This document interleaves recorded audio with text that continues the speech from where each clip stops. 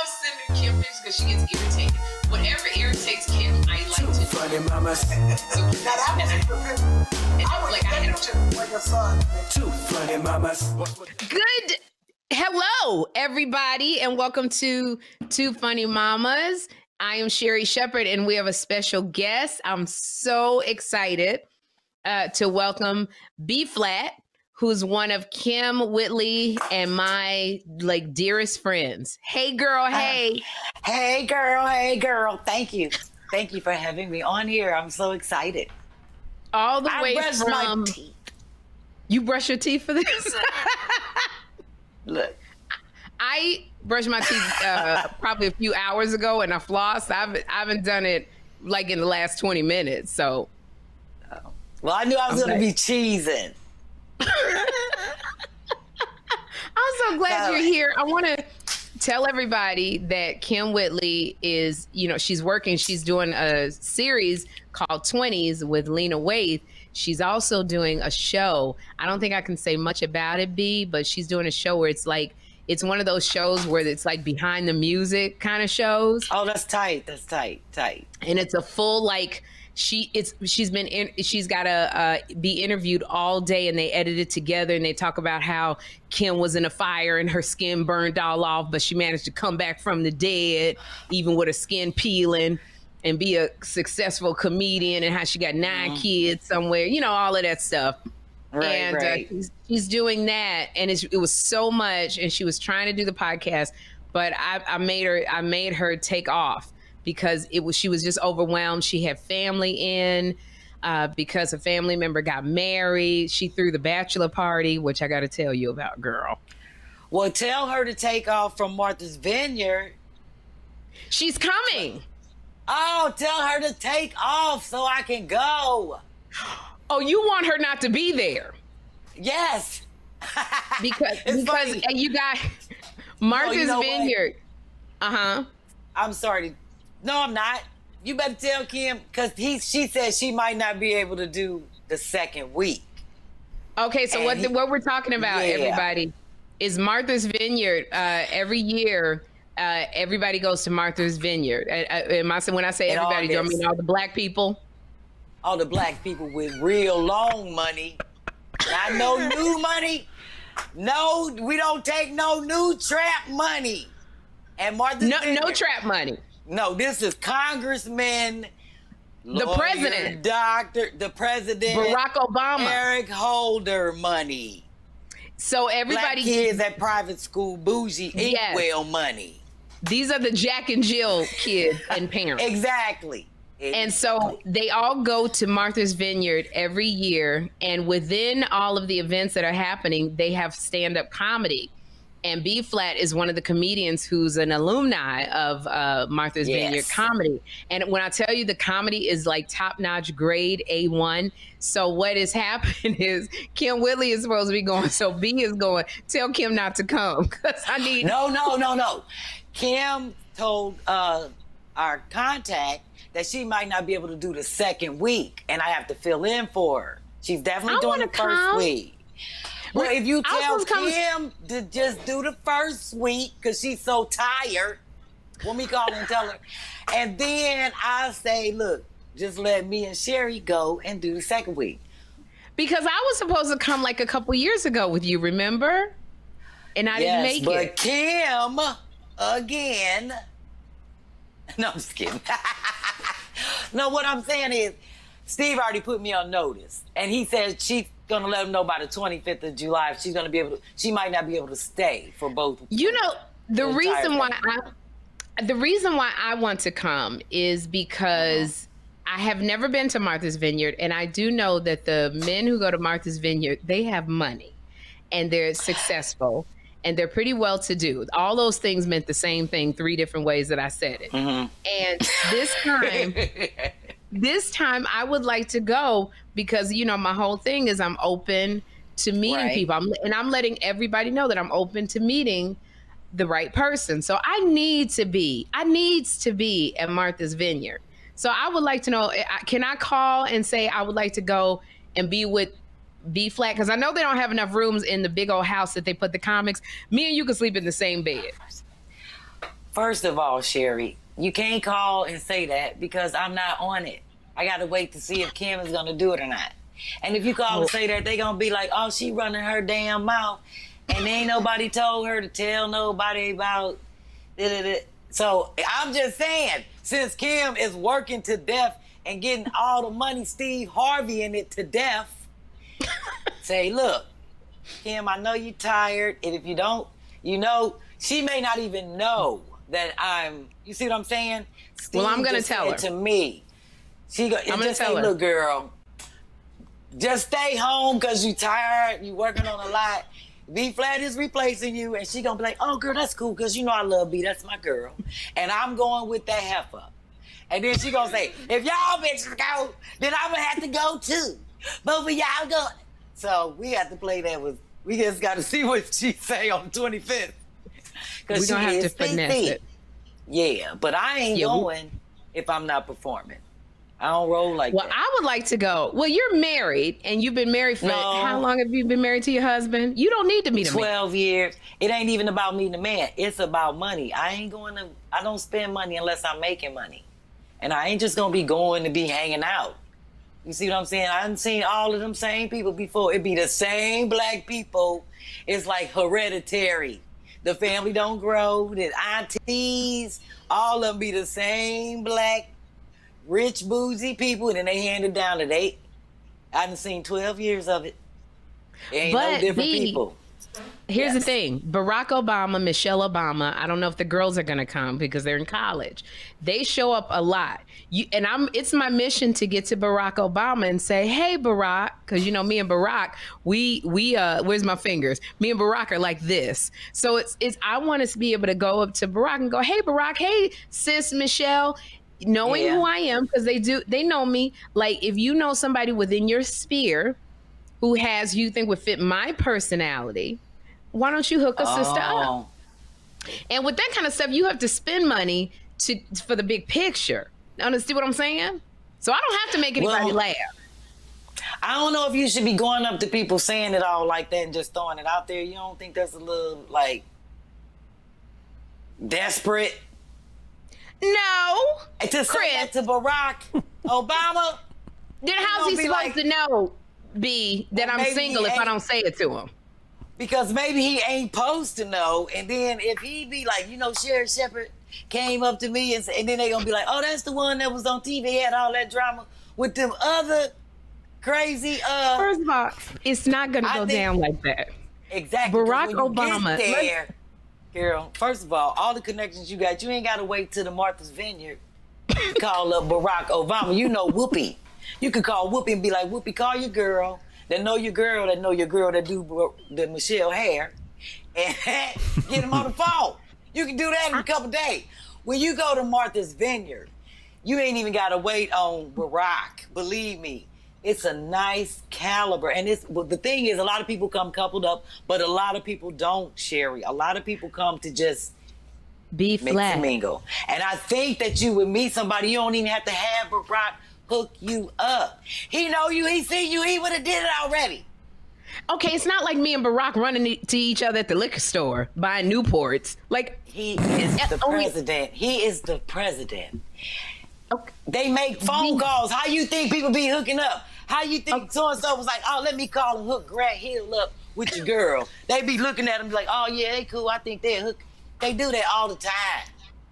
But because he is out of the office, Sherry, the man trying to relax. Everybody trying to not wear black no more because Trump is not in office. People trying to get their spirits up. He trying to live his life with his wife. The kids is out. They can do it around the house. The last thing on his mind is, oh, let me see who I'm going to hook Sherry Shepherd. You see how gray the man has turned? He in there trying to figure out how he gonna do the Beijing. Michelle, they done probably practiced on how he gonna do the dive. Then he just gave up on it and said, you know what? These people ran me crazy. I'm just gonna live my life. And now Sherry Shepherd jumping up to me in Martha's Vineyard with all these 1,000 single men walking around this island that only holds like 20,000 people. And she talking about hook her up. You at the hookup. I was just thinking to myself, Barack Obama knows the minister. Go. Yeah, I want to go. I was just thinking, you know, Barack and Michelle, do you know how vast their I am plate sorry is? about that. No, it's okay. I'm used to you. I'm The talking camera about shaking. messing up the camera. Yeah, you know I'm fucking. Excuse me. Y'all gonna have to Sherry, get that out. her energy is to Kim's lackadaisical. I know. You got the other side of it. You know, we're going to get off of Barack Obama. I just wanted to say. I thought you were trying to get on him. Well, but not on him, just on him as far as his contacts are so vast. Like he could say to me, oh, you know what? I know Prime Minister so-and-so of the Dutch islands. Let me call him real quick. Let's just not be caught up on all of that because we already saw what happened with Lisa Ray and the Prime Minister. Of and Turks all of and that. All Caicos. of these all these hookup, click ups, all of that don't work. I keep telling you, it is going to happen. Now you are doing you're doing the right thing by positioning yourself in another realm. But all of that, I'm telling you, you don't need to wait until August 2nd to get to. It's not that far. August 2nd is No, literally. I'm talking about you could call your girl, call Whoopi and be like, Whoopi, call Michelle. Tell Michelle to tell Barack to hook me up, or tell me where the next event that's going down where I need the Secret Service to walk me in. That's what you need. You see what I'm saying? Well, Whoopi Goldberg is like break glass in case of emergency. I don't like to bother Whoopi with everything. This sound is not like you on. No, this is a break glass, Sherry. You think when so? you're trying to get to the president and you know you can break the glass, you only need to do it one time. You know what Whoopi gonna say if I call her and go, Whoopi, can you call Barack Obama? She gonna be like, bitch, what? What, bitch? I didn't say call Barack. I said call Michelle. Okay. I don't have Michelle on my speed dial. Number I know one. that. Well, listen to me. The Secret Service people be around them at Martha's Vineyard. So what make you think the Secret Service gonna let you get up unless they say, Sherry? I didn't think about all that. I just thought. I think about it because I seen it, and he was supposed to come to the show a couple times, and he wasn't able to come in there. Like something came up or he had to do something. But every time we would see him out, the Secret Service didn't look like Secret Service. They looked at you and I. But if you bat an eye or wrong. But what, girl, you ain't got to go there. You gonna meet, if you go there, you're gonna meet a congressman and meet all of them be there. Okay. You'll see them in the light that you need to see them in. So then you can make a decision right there on the spot. Because what happened on the island, stay on the island. Oh, I've been like, okay. Like I said, girl, they sleep with the doors open. No keys, yes, everybody. There are no really hotels. It's all rentals. It's all beach house rentals. Okay. All right. And so I'm I'm going to take saying your something word. to Steve about that. Yeah, I was like, why y'all ain't got these doors locked around here? People walking in, they're like, oh, we don't even have a key. I was like, oh. Oh, it's that safe there. It's that safe. Yeah. It's wow. like being on Alcatraz. So if you jump off Alcatraz, where you gonna go? Because you got to get on the ferry to get there. And ain't nothing around it. Yeah, it ain't like you're going to be out on the sandy beach chilling and all of that. It's really nice, Sherry. It's small, it's intimate, and it's nice to go somewhere where people not shooting. You ain't got to go through the metal detector. And when you see like thousands of black people, everybody's just like hanging out, walking in the woods, coming out of nowhere, just hanging out. It's a wonderful experience. And it goes on for the whole month because, you know, that's where they celebrate the freedom of liberation in August. That island was given to the mulatto people, you know, the black and white mixed people. So they wouldn't live in Massachusetts, but you could come there and work. Yeah, so ever since then, it's been like a bougie thing. And you know they used to have that paper bag test back in the day to get on the island. Yes, they had the paper bag test. I know. I have friends that go to Martha's Vineyard every year when I was living in New York, and I never got a chance to go. So I would like to go, but I would like more. I would like more to talk about you because I'm so excited you on the podcast, Two Funny Mamas. I want to tell people about B Flat. If you don't know B Flat, she is one of the coldest comics in this game. B Flat is one of the funniest women I know, who's a comic. And if you ever hear what's your Facebook page, first of all? Flat Out. Oh, hey, B Flat. So Chris will put it up. You don't even have to spell it. Chris is going to put up, aren't you, Chris? He can, or he can put up my Instagram. Oh, we'll put all the handles up and people can follow. We're going to put all your handles up. Okay. So people can go to it, because if B Flat is ever in your city, and now that COVID is lifted, she's traveling more and headlining. Amen. But this girl I met you almost 15 or 20 years ago in Cleveland, Ohio. Do you remember that? It's been like 20 years, Sherry. It's been like 20. My friendships span such a long But see, we say that to make us, still feel as though it's not that long ago. We think it's been a minute, and I cherish that. It's been 20 do too. Whenever years. you come to LA, because you live in St. Louis. No, excuse me. You don't live. Chris lives in St. Louis. You were raised in St. Louis. St. Louis, yes. You're in Philly now. You are. You love Philly. I love when you talk about Philly. But this is what I love about B Flat, everybody, because normally most comics, this is all a comic does. They make people laugh. That's what they do. They're always on the road. B Flat, actually, and I'm not lying, she can build a house. She renovates stuff. She takes old stuff and she does it like, I don't want to say, like, don't think ghetto in a bad way, but she does everything on a budget. Like, B will she's very efficient, but she can find things and create from nothing or from one man's junk and make it look so amazing. She has an entire wall that she made of old, is it CDs or records? CDs. And she put in, it's this piece of art. First of all, she's got a degree. Her and Kim Whitley have a degree in art. So B Flat knows fine art. The girl paints. Yes, I do.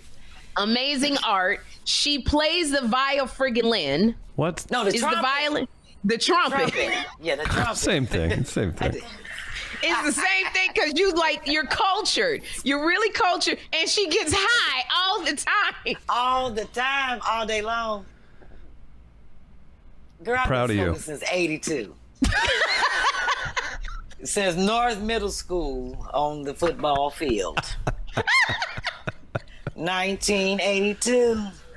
Why? I was in the 7th grade. Why you been getting high so long? Well, you know what? I found that, and this is before they knew people had like ADD or whatever, with no medication. I won't say that I had ADD, but I don't have patience, and through school, because I was extremely smart, right? And I don't have patience for people that would raise their hand in class. I'd be like, damn, didn't the teacher say that already? They not paying attention. So I was always, Sherry, I'm telling you, I lived in Kirkwood. It was a lot of black people. Well, I was the only black person in my classes, like me and another person, because I was in a lot of advanced placement classes. And I found that smoking helped me focus and not be so like judgmental or sarcastic. And like, I'm one of them people that never studied, but I used to smoke, and then booyah, I could knock out a paper and still You're that way graduate now. at the top of my class. You're so smart. Like, my admiration for you, because you're one of the smartest entrepreneurs that I know. Thank you. Like, Chris, B Flat that. Also. What'd you say? I'd be glad my money reflect that. Get that second week at Martha's Vineyard. Come on. Get that second week at Martha's Vineyard. Exactly. Tell Kim don't go. First, I want you to advise Kim. Tell Kim don't go. Right. But Chris, I'm gonna call her. You call her. She got ADD. You only gonna get 2 seconds. I know. But I want you to know, Chris, B Flat also does, what do you call it? What Weird Al Yankovic did? Parodies? Parodies. B Flat does parodies of other people's songs, and they're brilliant. Like she did. Who was the one you did to Cardi B? Muddy Shoes. It's on YouTube. People are checking it out like crazy. It's called Muddy Shoes. That's my. Do you remember any of the lyrics from Muddy Shoes? Of course I know it. It's my song. I wrote it. Yes. Could you drop a few? Could you do? I'll go on and drop it, especially while I'm having a hot flash. They're gonna give me something to Sherry, she's running on jet. She's running on jet fuel. Yeah, she is. Say, I got sense. I'm not spending money on them fucking shoes. Comprehensive. What brains I got them. I make home improve. Home Depot or it's either Lowe's. I don't want to choose. And I'm quick. Buy some window caulk or some other tools. Look, I got land now. I make home improve.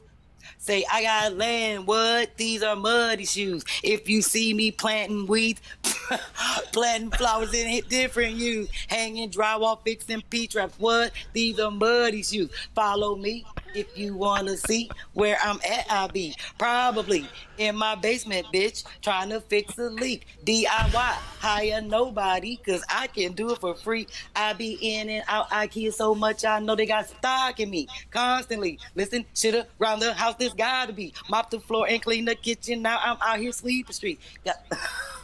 I'm a mess. I can drop it. Sherry. And hot flash at the same. Look at that hot flash. What's up with the hot flashes? Yeah, what's going on? Girl, you're funny. I just came from the doctor. They was talking to me about getting like a patch, all this other stuff that cause blood clots. I said, y'all asked for me to pay to get sicker when I can use a rag for free? I said, I don't think so. They talking about what you taking for your hot flashes. I said, 2 rags to the neck. They got me messed up. Think I'm paid for some medication that's gonna slow them down, but possibly cause me to have some blood clots, and I'm perfectly healthy. I was like, what I'm going through is normal, and I don't mind holding a rag. Is that why you cut your hair short? Yes, because my shit be sweating on the sides. I just do like this. Hey, what's going on? Keep it cute. B, one side, yes. It looked a little different. Like when you went to one side, it like. Yeah, because see, that's because I've trained my hair. I cut and do my own hair. So like when I go to church, I do it like this and I keep it on this side. Respectable. Right? Got it. Look at me. See what I'm saying? Like with the humble. That's right. Your holy church side. And this is my Fish Nasty Friday side. Did you say Fish Nasty Friday? Girl, we've been having Fish Nasty Friday for the last 3 years. If I'm What home. is that? What's that? We can't have no company. Nobody come over here because we just stay naked all day. Like if I get chilly, I put a robe on and we just like have fish or something like salmon, watch movies, stay naked. So we call it Fish Nasty Friday. I'll be like, no nuts on the couch. No nuts on the couch without a rag. Okay, I want to tell everybody, because you got to tell everybody this story. Your husband, Dennis. Yes. You guys have been married for how long? 12 years. 12 years in September. You have Fish Nasty Fridays, but can you tell Dennis is younger than you? 16 years. So you used to babysit Dennis, did you? More or less. I was friends with his mother. You did. Wait. Is that a past tense? You were friends? Yeah, because you know what? It's funny. His mom. It's not funny, but it's funny how the world works. His mother was best friends with one of my best friends. So when I moved on Nelson Street, which is the street I picked because my last name used to be Nelson, Jackie and Peachy, that's Dennis's mom. And I moved there in 96. His mom passed away in 98. So I only saw him a couple times, and at the time he was about 11. Exactly.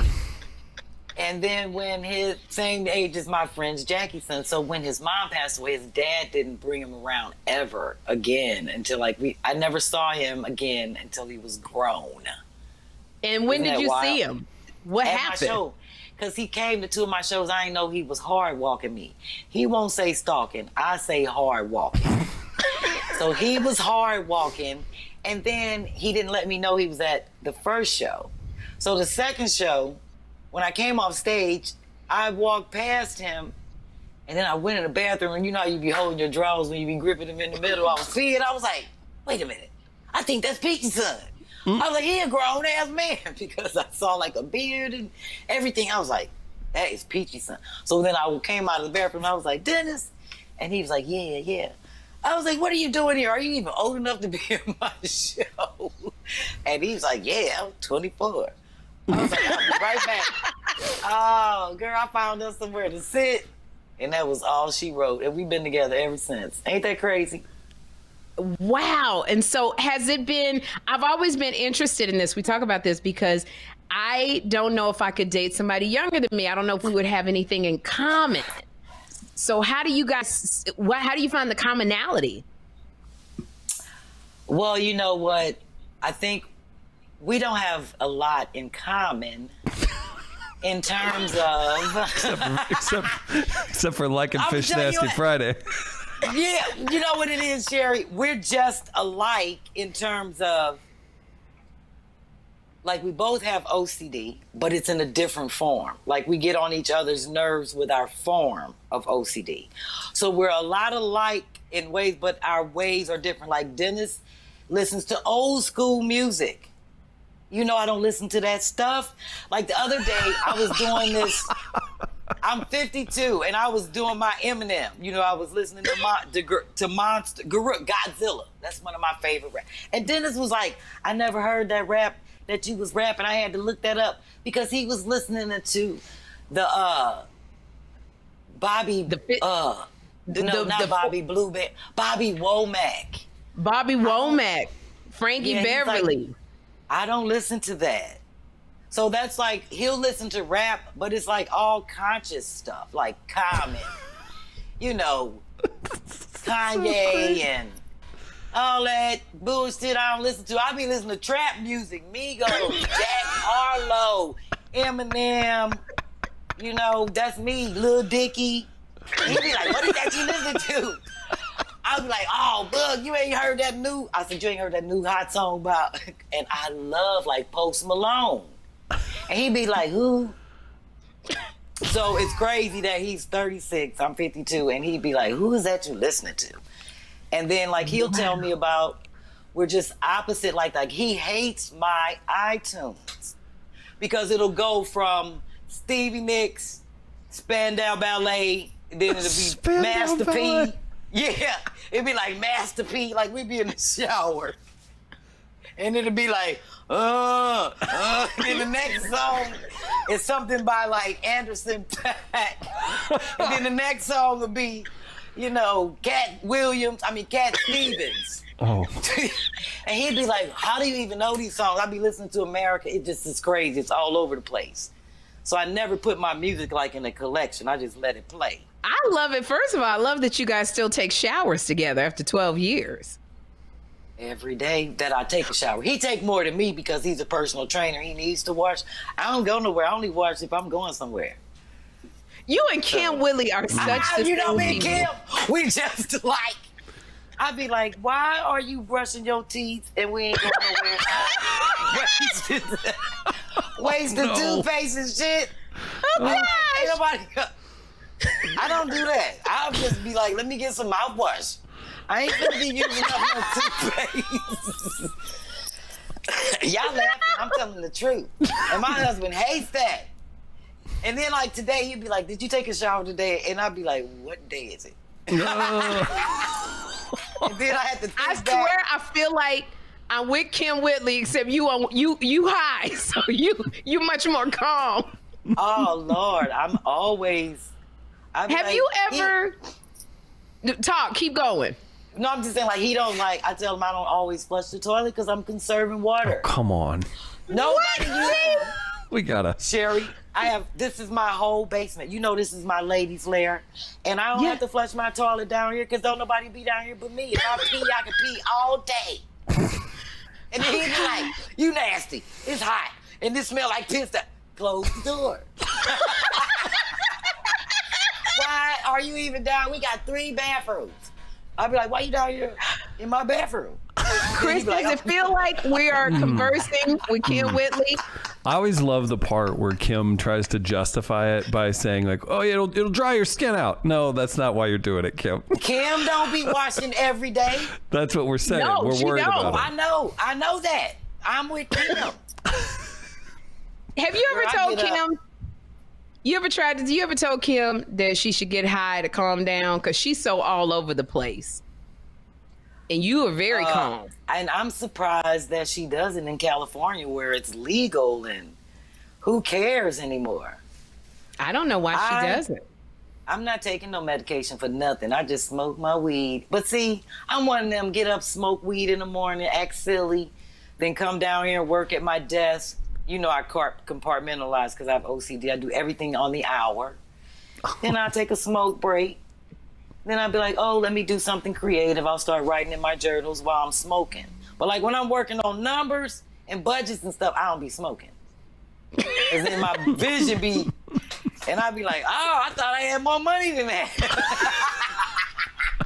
My vision be messed up. When I'm down here trying to do numbers. I'm fascinated by your marriage, you and Dennis, because I remember when you were single and you dated. You dated men. You weren't one for just dating one man. And you were very good. You see, you're just like Kim because men loved you, B, but you were so good at kicking them to the curb. You broke a lot of hearts. When you were single. I have to say that I did feel bad about this one dude because he cried in front of me when he found out I was married. Like I didn't know that I had broke his heart and all this stuff. And it made me cry. I was like, oh my God, that's so sad that you feel that way. But I was like, what the fuck? I don't even live here. He bugging out. So, but that was like the one time I did kind of feel something out of all 930. And I told you I quit counting. Oh. So I just say 930. Because everybody be like, girl, you play too much. I be like, I'm serious as hell. They be like, girl, you play. So anyway. Wait. That's the official count?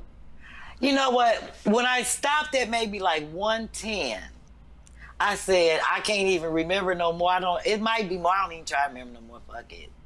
Those were the days. I used to have them lined up. You did? I used to have them lined up. That's how I did it. When I met you, you were talking about the fact, I got to tell this joke because it'll never leave me. Oh, wait, my phone. I'm sorry. Oops. Hold on one second. Oh. But sorry about that. None of that. All of it was practice to be where I am. But Chris, you know when they say the sign of a really great comic is when people leave the club and they remember their bits. Yeah, absolutely. Saying them on the way to the car. Exactly, and saying them on the way to the car. That guy said that he's got a club in New York. I forget his name. It's an older white guy. He's dead now, but he was one of the ones. I can't remember his name. He was an old white guy, and he was a comic. But B Flat had a joke that to this day I remember. She talked about dating a man, and she said, I don't like men with kids because I don't like kids that much. And the little girl wanted to call her mommy. She was like, you don't call me that. I'm just trying to fuck your daddy.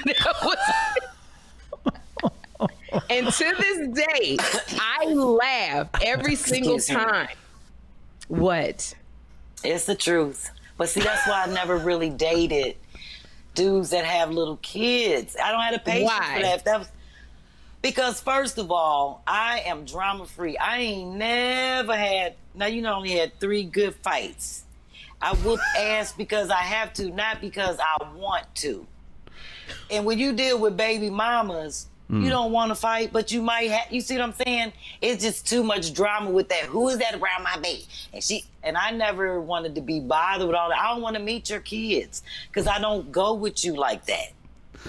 I'm not trying to go to dinner and Chuck E. Cheese and all that other stuff. I just don't feel like people should have a lot of people around their kids. And I know me. I'm not going to be sticking around and trying to marry you and come over here every weekend, and don't be calling me like that and then talk about bringing your kids.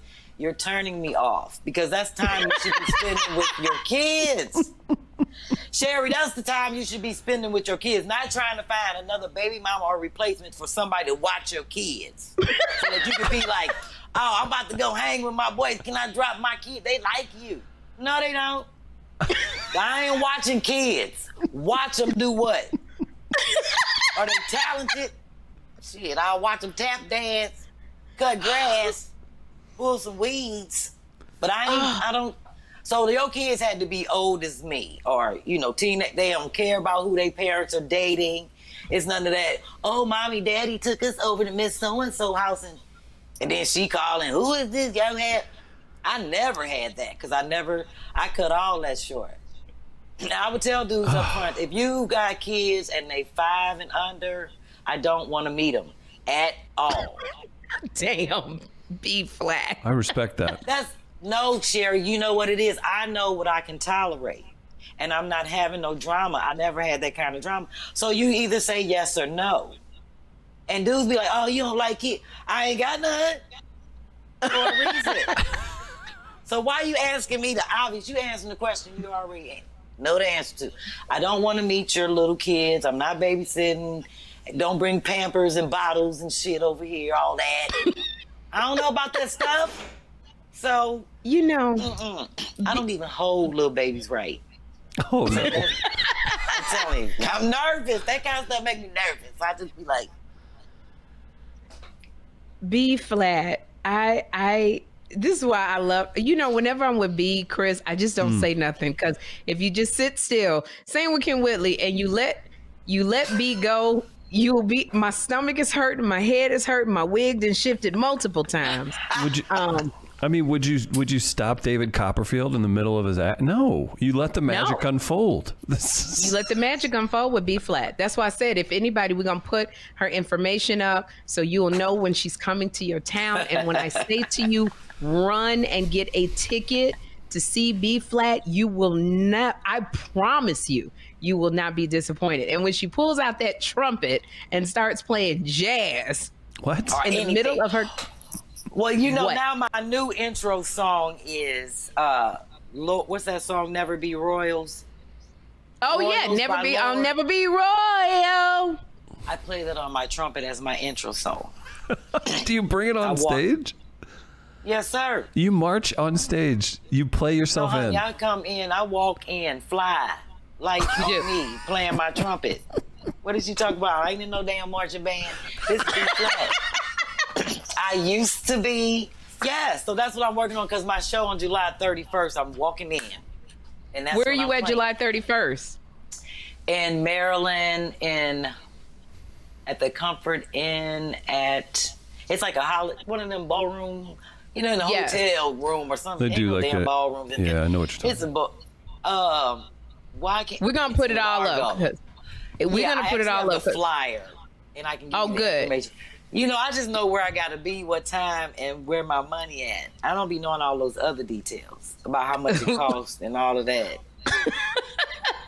That ain't for me to know. Send it to Chris because he's gonna put it up because we want to make sure people come and see you because your funny is just beyond me. I would love to be in the cracks and crevices of your mind. B flat. You better have some padding on if you're in there. Sherry. Yeah. It's a wild place. I'm going to have a good time, and I'm just prepping people so that they can see me when I start streaming my one-woman show on Side Door Access, and it'll with my band and all of that, and you get to see my whole thing. And I'm going to be streaming it and moving it from city to city. So we might have lost Sherry. I think maybe. Oh yeah, it looks like her face froze. Here, interview her. It is froze. Oh no, she don't want me to tell her. She look like where's her face stuck at now? She looking like your girl Laverne Cox, with the face stuck and the eyelashes and that glitter on the eyeshadow. She don't want me to tell her that. Oh, get her face unstuck. We'll get her to log back in. Oh my God. She's gonna have to. Here, I'm gonna text her. Hang on. Yeah, but July 31st, and I'm actually in Baltimore area twice in July 31st and August, and then August 22nd. Have you been back out on the road at all? Yes, I have. I actually just started getting back on the road. Actually, I got fully vaccinated. I had a show in April, and that was like my first show out. I've done like virtual stuff and like people's office parties type. Did you enjoy that, or did you feel like you were held back? No, because look at me, I'm crazy shit. I had a good time. All I had to do was sit right here and talk shit. Didn't matter. It smelled like piss because you had the thing in your lady lair. It's fine. Oh, I had a good time. I'm right here in my ladies' lair. So ever since I spent my whole COVID revamping my basement. Oh, this was you're one of these people that you treated COVID like it was like, well, my time to shine in this little area. Exactly. Oh, that's amazing. And that's what I did. Hold on one second. We've switched Can y'all hear back. me on this microphone? Here, tap it. No, we can hear you now. Yeah, I hear you. You on the hear mic. me? But my camera doesn't work, Chris. I'm on the. Is it okay that I'm on the computer? Yeah, it's fine. Just make sure yeah, you're good. I'm so sorry that happened. I'm on the Dish Nation computer, and there was a message that came up that said, "Bitch, this ain't for no personal stuff." That computer. When I tell you, my computer shut down. That's so great. I've never seen nothing like it in my life. If you can take your glasses off, that would be helpful because of those lights. And then the mic, if you just get a little bit closer, treat it like it's been there before. There you go. There you go. All right. I'm so sorry. This is a Dish Nation computer, and I hope you were still talking to the listeners. B Flat. We were just finding out. B Flat was about to tell us how she made, with her energy and spirit, made COVID and being trapped, made it her own personal project. Period. What were you saying? I turned my basement, which was horrible, into a Google Flip. It was horrible. So it was bad. Whole space. And I want you to tell people. Like what kind of things you did, like how you took a door from the alley and made it. I did, and it cost $6, and it's actually hanging behind me. That sliding door there is an IKEA door my neighbor put out, and the other one you can see it says "Laugh" at the top of it. It's behind my bookshelf. But yeah, that one was just made from pieces of shelves and wood I had left over, and I glued it together. And I actually took the little latches that you put on the back of photos, those little gold little things that have like the little holes on them. I don't know if you know what I'm talking about. Like if you get a picture frame and you're supposed to put the wire on it. Yes, we know. Yes, those latches. I use those little gold latches to latch my pieces of shelves together to make sure they don't shift. Because that whole door is made from 7 shelves, and this one door is just made from the piece that my neighbor put out. It was an IKEA closet, and he was breaking it down. I was like, "Oh, Dom, I can't afford no doors." I was like, "Yo, help me carry that in the basement. I'm turning that into my sliding doors." So, my camera messed. Where I'm supposed to be? I'm moving in my chair. Let me stop moving. I'm trying to get it right because I got my camera off. I love this. We're gonna have to you're the DIY expert of really. Like you do it up where you find things. Like give us some more stuff that you did. I'm fascinated. Well, this desk used to be, that's my sewing desk. I used to have my sewing, but I cut a piece of wood off of it and made that shelf over there. Because I was like, I need a shelf. And I was like, fuck that, I need a shelf. See that shelf? Excuse me. That shelf came off. Excuse me. Yes. You just showed the trumpet, and I'll be damned if you don't pull that trumpet onto the screen. Don't just tease us. Don't tease us with that trumpet. Is hanging on I put that up on my door. This is a closet door that's under my steps, and I made a little shelf for my trumpet. Wow. You see, that's displaying that's my trumpet space. So when I'm sitting, that's right. It needs to have. And yes, she has had sex on it. On that shelf, like this. Hold on tight. So everything in here is a hodgepodge. Like I had an old desk that I broke down the drawers and made this rolling cabinet for my microwave stand and put wheels on everything because my floors are white and I put epoxy on them and I don't want them scratched. So the flooring that's on the ceiling I had, and everybody kept saying, put it on the floor. And I was like, then I would have to buy a ceiling. I was like, I'm putting that floor right on the damn ceiling and paint this floor. Because everybody be like, and you did it. So shiny. Yes, I was like, I ain't got no money for all of that. So I used what I already had at home. Only thing I really spent money on was paint. Because I spray painted everything or painted it different. But I literally had most of the stuff that I just piecemeal together. I took my old coat rack, you know, the old coat rack, and made the towel rack in my bathroom. Because I was like, I ain't buying no towel racks when I can use this coat rack. So tell me something. With your DIY projects, I'm going to have to, and listeners and viewers of our YouTube show, Two Funny Mamas, we have B Flat on here, who's one of the just most amazing comics. And she's a DIY expert, and she does everything on, I don't want to call it cheap, but you do everything where it's like you don't spend a ton of money. So I want anybody, if you have any questions on how to do a DIY project, send them to us, Kim and I, and we're gonna have B Flat back on to answer your questions. One of the things that I would like to know, B, because you have your own, like that big saw. You got that big old saw that you can kill people with. Yes, I have 4 saws. And a trumpet. And a trumpet. My husband buys me tools for Christmas. I love it. I'd be so excited. You should see our Christmas video. I'd be like, oh, not the mini sander. You bought me the mouse. I'd be like, oh. Girl, I'd be taking pictures with it. I'd be so happy. I'm getting old.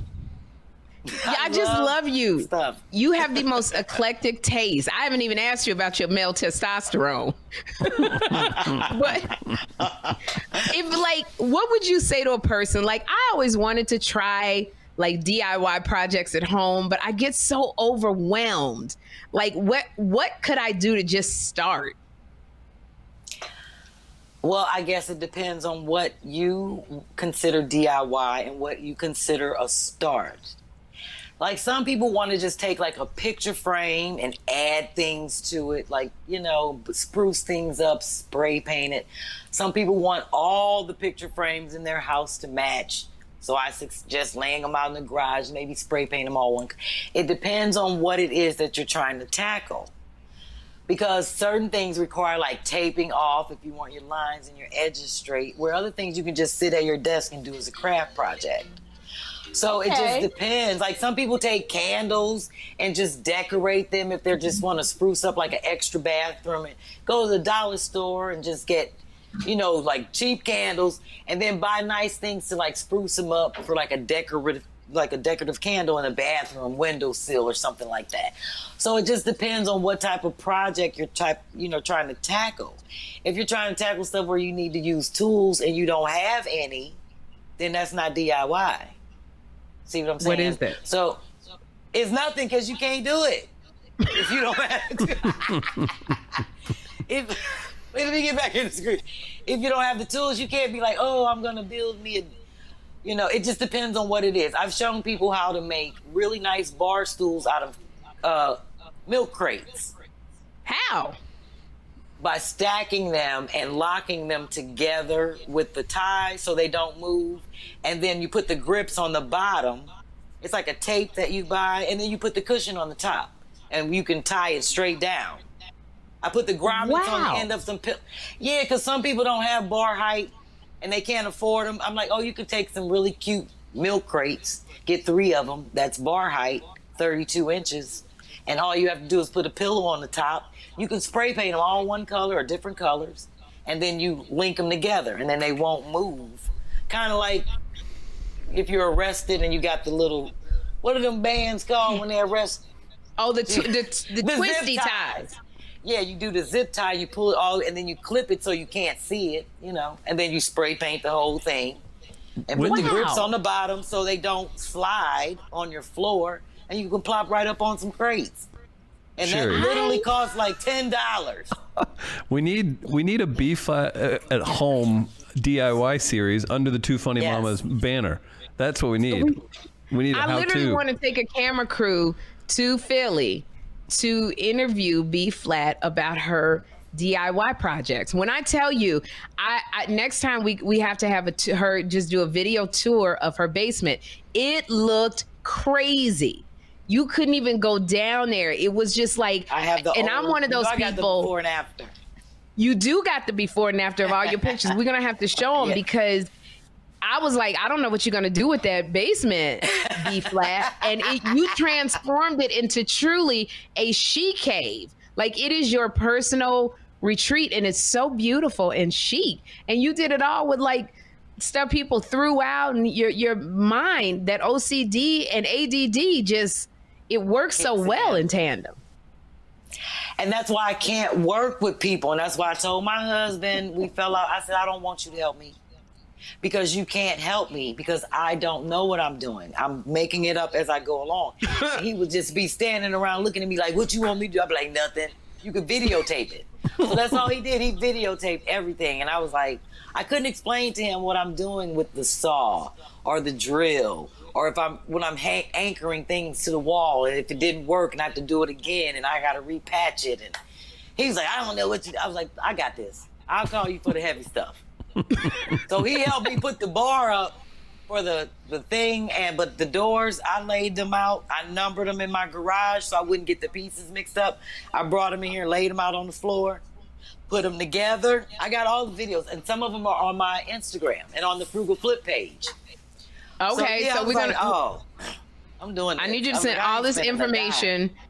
You guys send all of the information, the links to Chris tonight, because this podcast is coming out tomorrow at 12 o'clock Pacific, 3 o'clock Eastern Standard. And I want to have all of this up there so people can go and look at your flip of your garage and what you've done for other people.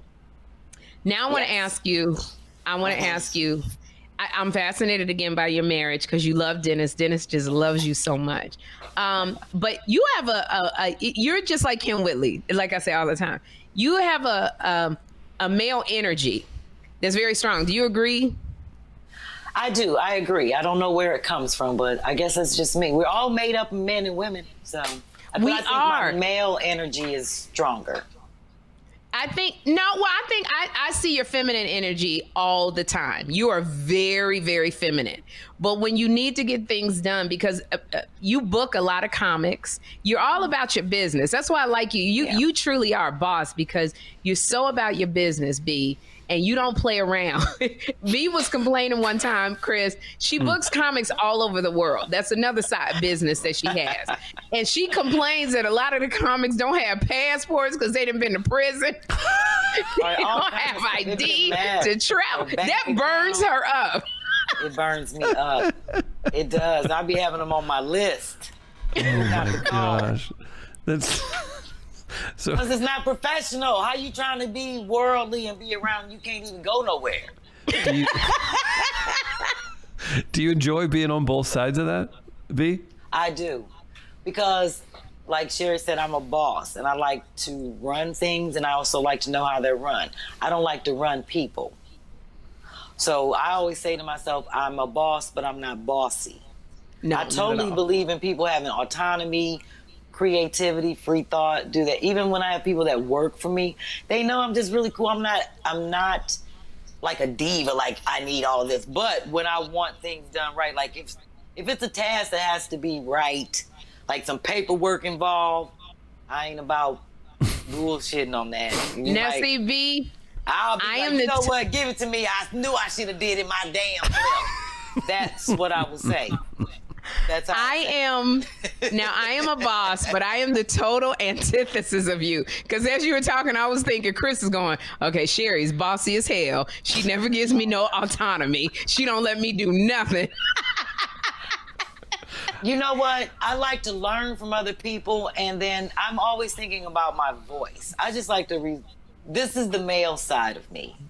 The deep voice, the mustache. My mama was gonna name me Tony. Oh gosh. You know what I'm saying? So I try to keep it balanced because, believe me, all the time I get on the phone. And even comedians, when they see my name, they think I'm a man. And then when they hear my voice, they be like, sir.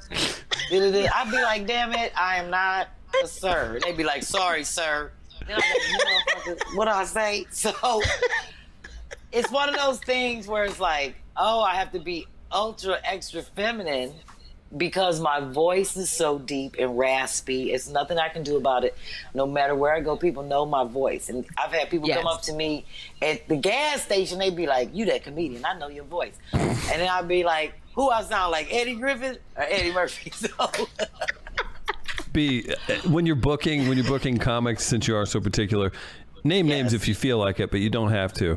Do you have a story of someone just absolutely letting you down or just blowing it for something? Because you kind of put your neck out on the line when you're booking people places.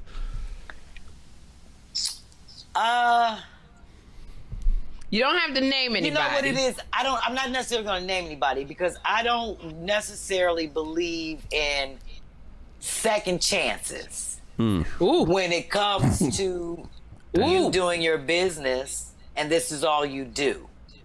So I'm going to put it in this context. I'm a full-time comedian. I don't have nothing else to do other than get ready for a show and a flight. That's all I do. So there's no way. I don't miss flights. Sherry, as long as you know me, I don't miss flights. I either can't make it or whatever, but I don't miss. I can't ever say I have missed a flight one time, and that's because my manager made me miss the flight. So if I am booking you and you miss a flight, and then you don't make an attempt to try to get on the next flight, or you ain't even talking about, oh, you booked it too early, then I just be like, oh, don't worry about it. I just won't call you anymore. Yeah. Do you see what I'm saying? I'm not going to argue with you about, oh, I need the money back because we spent it on the flight and da-da-da-da-da. I always get tickets that are transferable into other people's names. It may cost more, but that's a cost a promoter has to absorb because I feel like this, you never know what you're dealing with. And that's, what if we have to get a replacement? So when I get a replacement, I'm like, we already got a ticket. We can transfer it to, we need you to get here because so-and-so didn't get up and catch the flight. And that's just how I move. So I don't, especially if you telling me that's all you do. Now, if you be like, oh, B, I got 2 jobs, I'm doing the best I can. But this is all you do. You out hanging late at night, not being professional, not getting up. Oh, I had a gig, I didn't get in until midnight. I've had plenty of gigs I ain't had to get into midnight, but I always make my 4 o'clock. I'd be at the airport. I never miss my flight either. Exactly. So that's just how I roll. Like, I get anxious. I get anxiety if I'm not at that airport. I'm not one of those ones who can rush in and 30 minutes, get to my gate. I got to get there an hour before so I can sit down, decompress, relax. And that's just at the gate. Exactly. I want to be one of the first ones to be in line, whatever group I'm boarding in. Like, I don't like to rush. I take into account traffic. All of that. I never miss flights, and I get irritated. Like, let me tell you about Kim Whitley. Kim, when she travels, is always running late. We could be leaving at 11:30, and at 11, she's like, "Girl, I'm still putting my eyelashes on. Tell them to hold on. Just tell them to hold the plane." It's so much anxiety when I travel with Kim, and then when we get there, B, when people recognize her, Kim stops and talks to every person. And she don't just say hi. Like, I say hi and I keep it moving. Kim goes, how's your grandmama doing? What's your auntie doing? It's so much, I panic. And so now when we travel together, I say we need our own flights. We need our own car service. We need a different hotel room. I don't want to be near Kim when she travels because she's like a whirlwind. I'm going to buy her some weed because I want her to be like you. And Sherry, you know how I am. Even when I'm at your house, all my stuff is always organized, neat. I don't like whirlwind anything. And Chris, this is how ruthless I am. Let's hear it. My husband was banned from coming to my shows for 2 years. He cut up.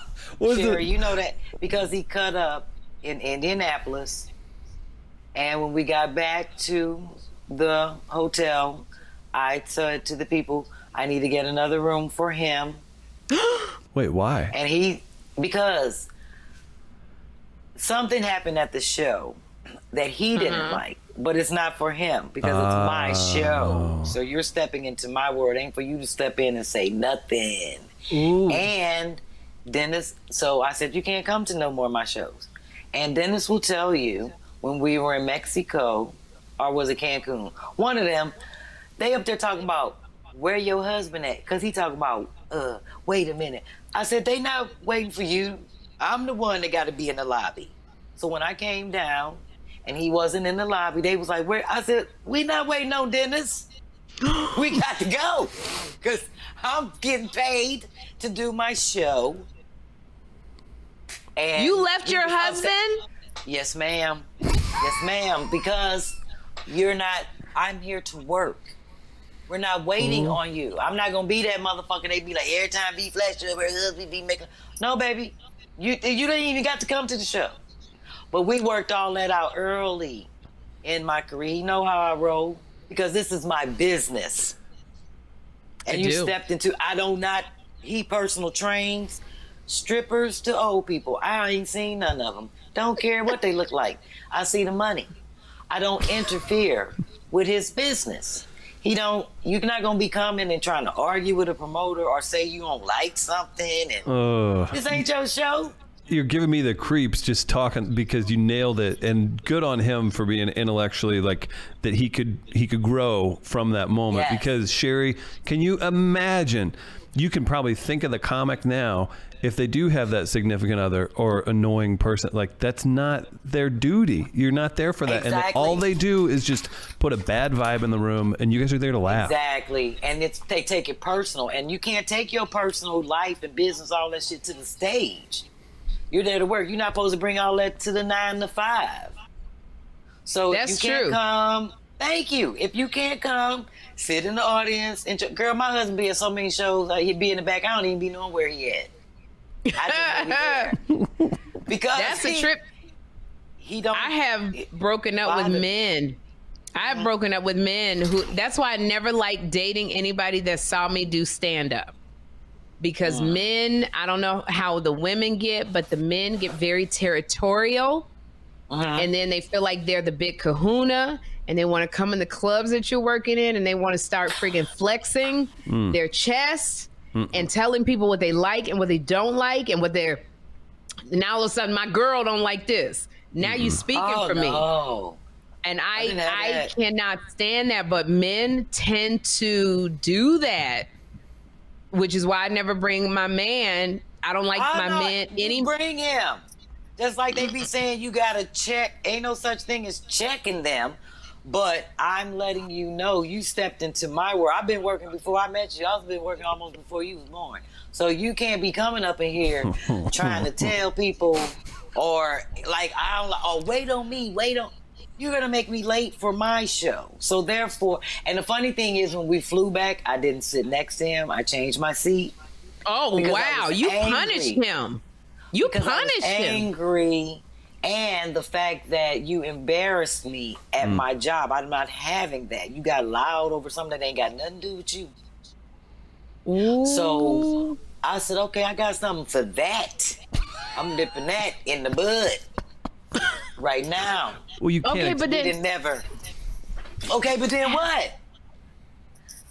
Chris, were you going to say something? I was just going to mention you can't expect. So you're clocked in.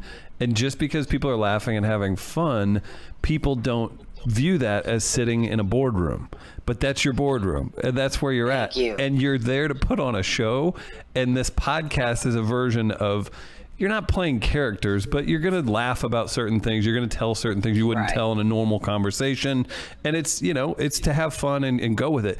You can't expect that significant other or friend or whomever to even know the game. But if they exhibit those signs, you do immediately, you have to be like, what you don't understand is going to hurt me/us.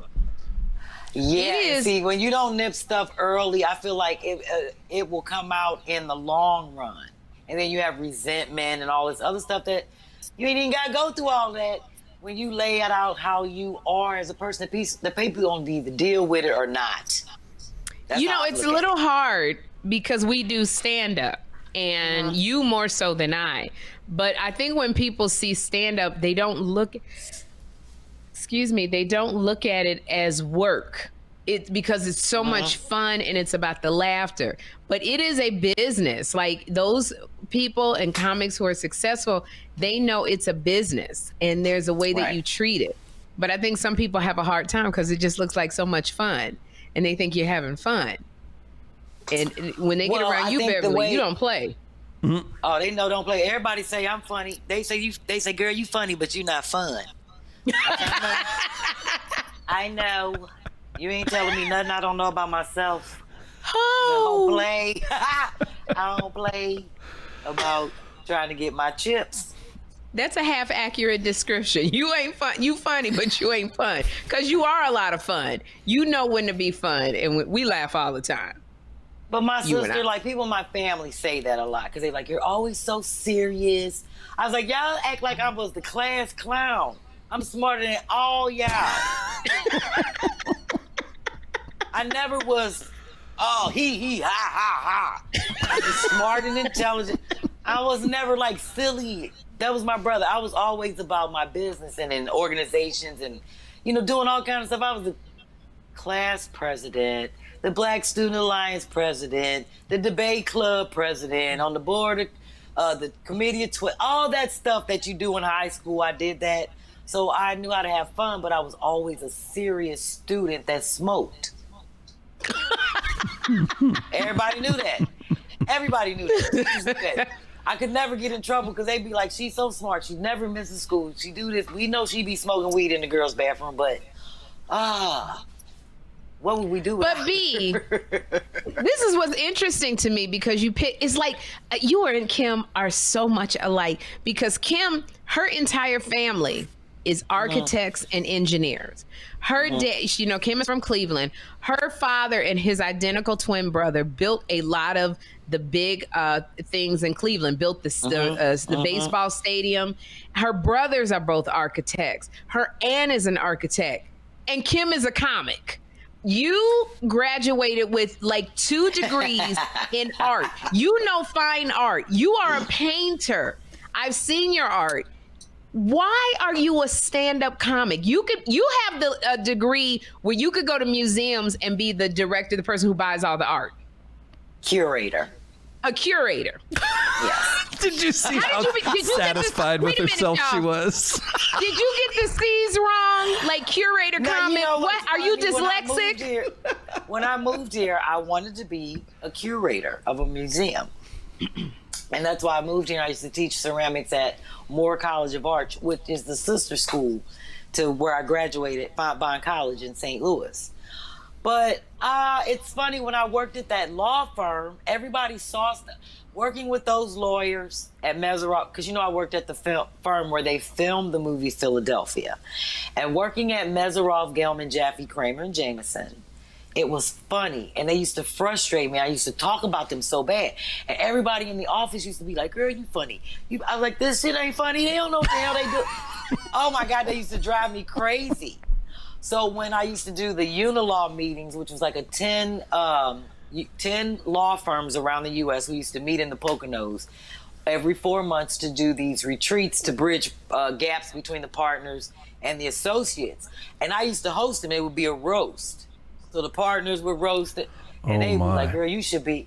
And everybody used to say it because they would see something in me. You know how they say people can see something in you you may not see in yourself.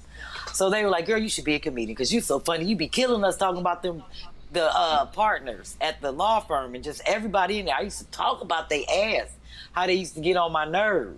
And my boss in the wheelchair, I'm like, I don't give a damn to be in a wheelchair. That was what I thought. I'm like, I need a ride.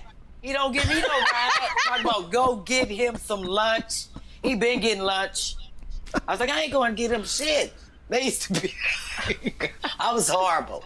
That's why I was like, I need to be my own boss. I can't work for people because I don't know how to act in a corporate setting. I mean, I know how to, but I was like, I can't do this. I can't have all of this. That's why I had to quit. I was like, I'm just going to do what I do. So I became a comedian. Like, did you, and I run because my you're own such, business. You so right brain. Did you research Rita Rudner, the comic? She's got a residency in Vegas. She holds the microphone like this, and she talks and she tells her jokes. She's brilliant to me. I love Rita Rudner. She used to be a ballerina, and she saw that as a ballerina, your career span is short, and you could make money being a stand-up. She got into stand-up comedy purely for financial reasons, because the lifespan is long for a comic, and she's quite successful at it. So for you being so right brain and very methodical and very strategic, was that how it was with comedy when you went, so I became a comic? No, because I knew that I wasn't going to work for nobody. So when I quit my job, I was already doing stuff. I was writing for Source Magazine, writing for ESPN Magazine, doing graphic works. I designed the Roots' first Chronic CD, not Chronic, their black CD cover when they were over in England. Yes, I did a lot, and it's all in my portfolio. So I used to do all this from my room, from my house, and go out and do stand-up, open mic, and do my graphic work, because, you know, I'm an artist. I'd be like, and that was old school when I used to use Quark programs. I was like, I am going to make me some money. I used to design weed cards for people in my neighborhood, business cards, everything, Sherry. I was working with the hustlers, the rich people. My best friend used to date the Roots manager back when they were here in Philly, and she was like, they need a CD cover. They're going to be in England. It's called Organics. That's the name of it. Their first CD cover is all black. And it's actually in the Source magazine. I had to design the whole ad. I still have it, like, in my little collection. But I was doing all that kind of stuff. Because I want Chris to put it up, too. So if you have it, send it. I have it. I can take pictures of stuff like that. I have all the stuff that I was doing, you know, I was doing trips to the Newport Jazz Festival, bus trips, anything to keep my money source going. And then when it started picking up with comedy, I was like, oh, I can't do all this anymore. Let me just get on the road. But I did comedy on a dare. And then it turned out to be, I'm always one of those, if you say I can't do it, I'm going to do it. So when you're on always stage, been that way. When you're on stage, I sit in awe watching you, because first of all, it's scary getting on stage in front of a crowd. If they see you sweat, they will eat you alive. I've never seen you bomb. You're high energy. You have people hitting the floors with their feet. I can hear the thunder and I sit and watch you and go, how do you do you get scared when you get on stage? Always.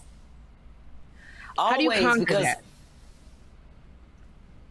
I think, you know what it is? I'm always nervous backstage because I can't walk out blindly to an audience. That's why people be like, oh, be backstage. I got to know who's out there. So that's why I kind of like sit in the back of the theater and get a feel.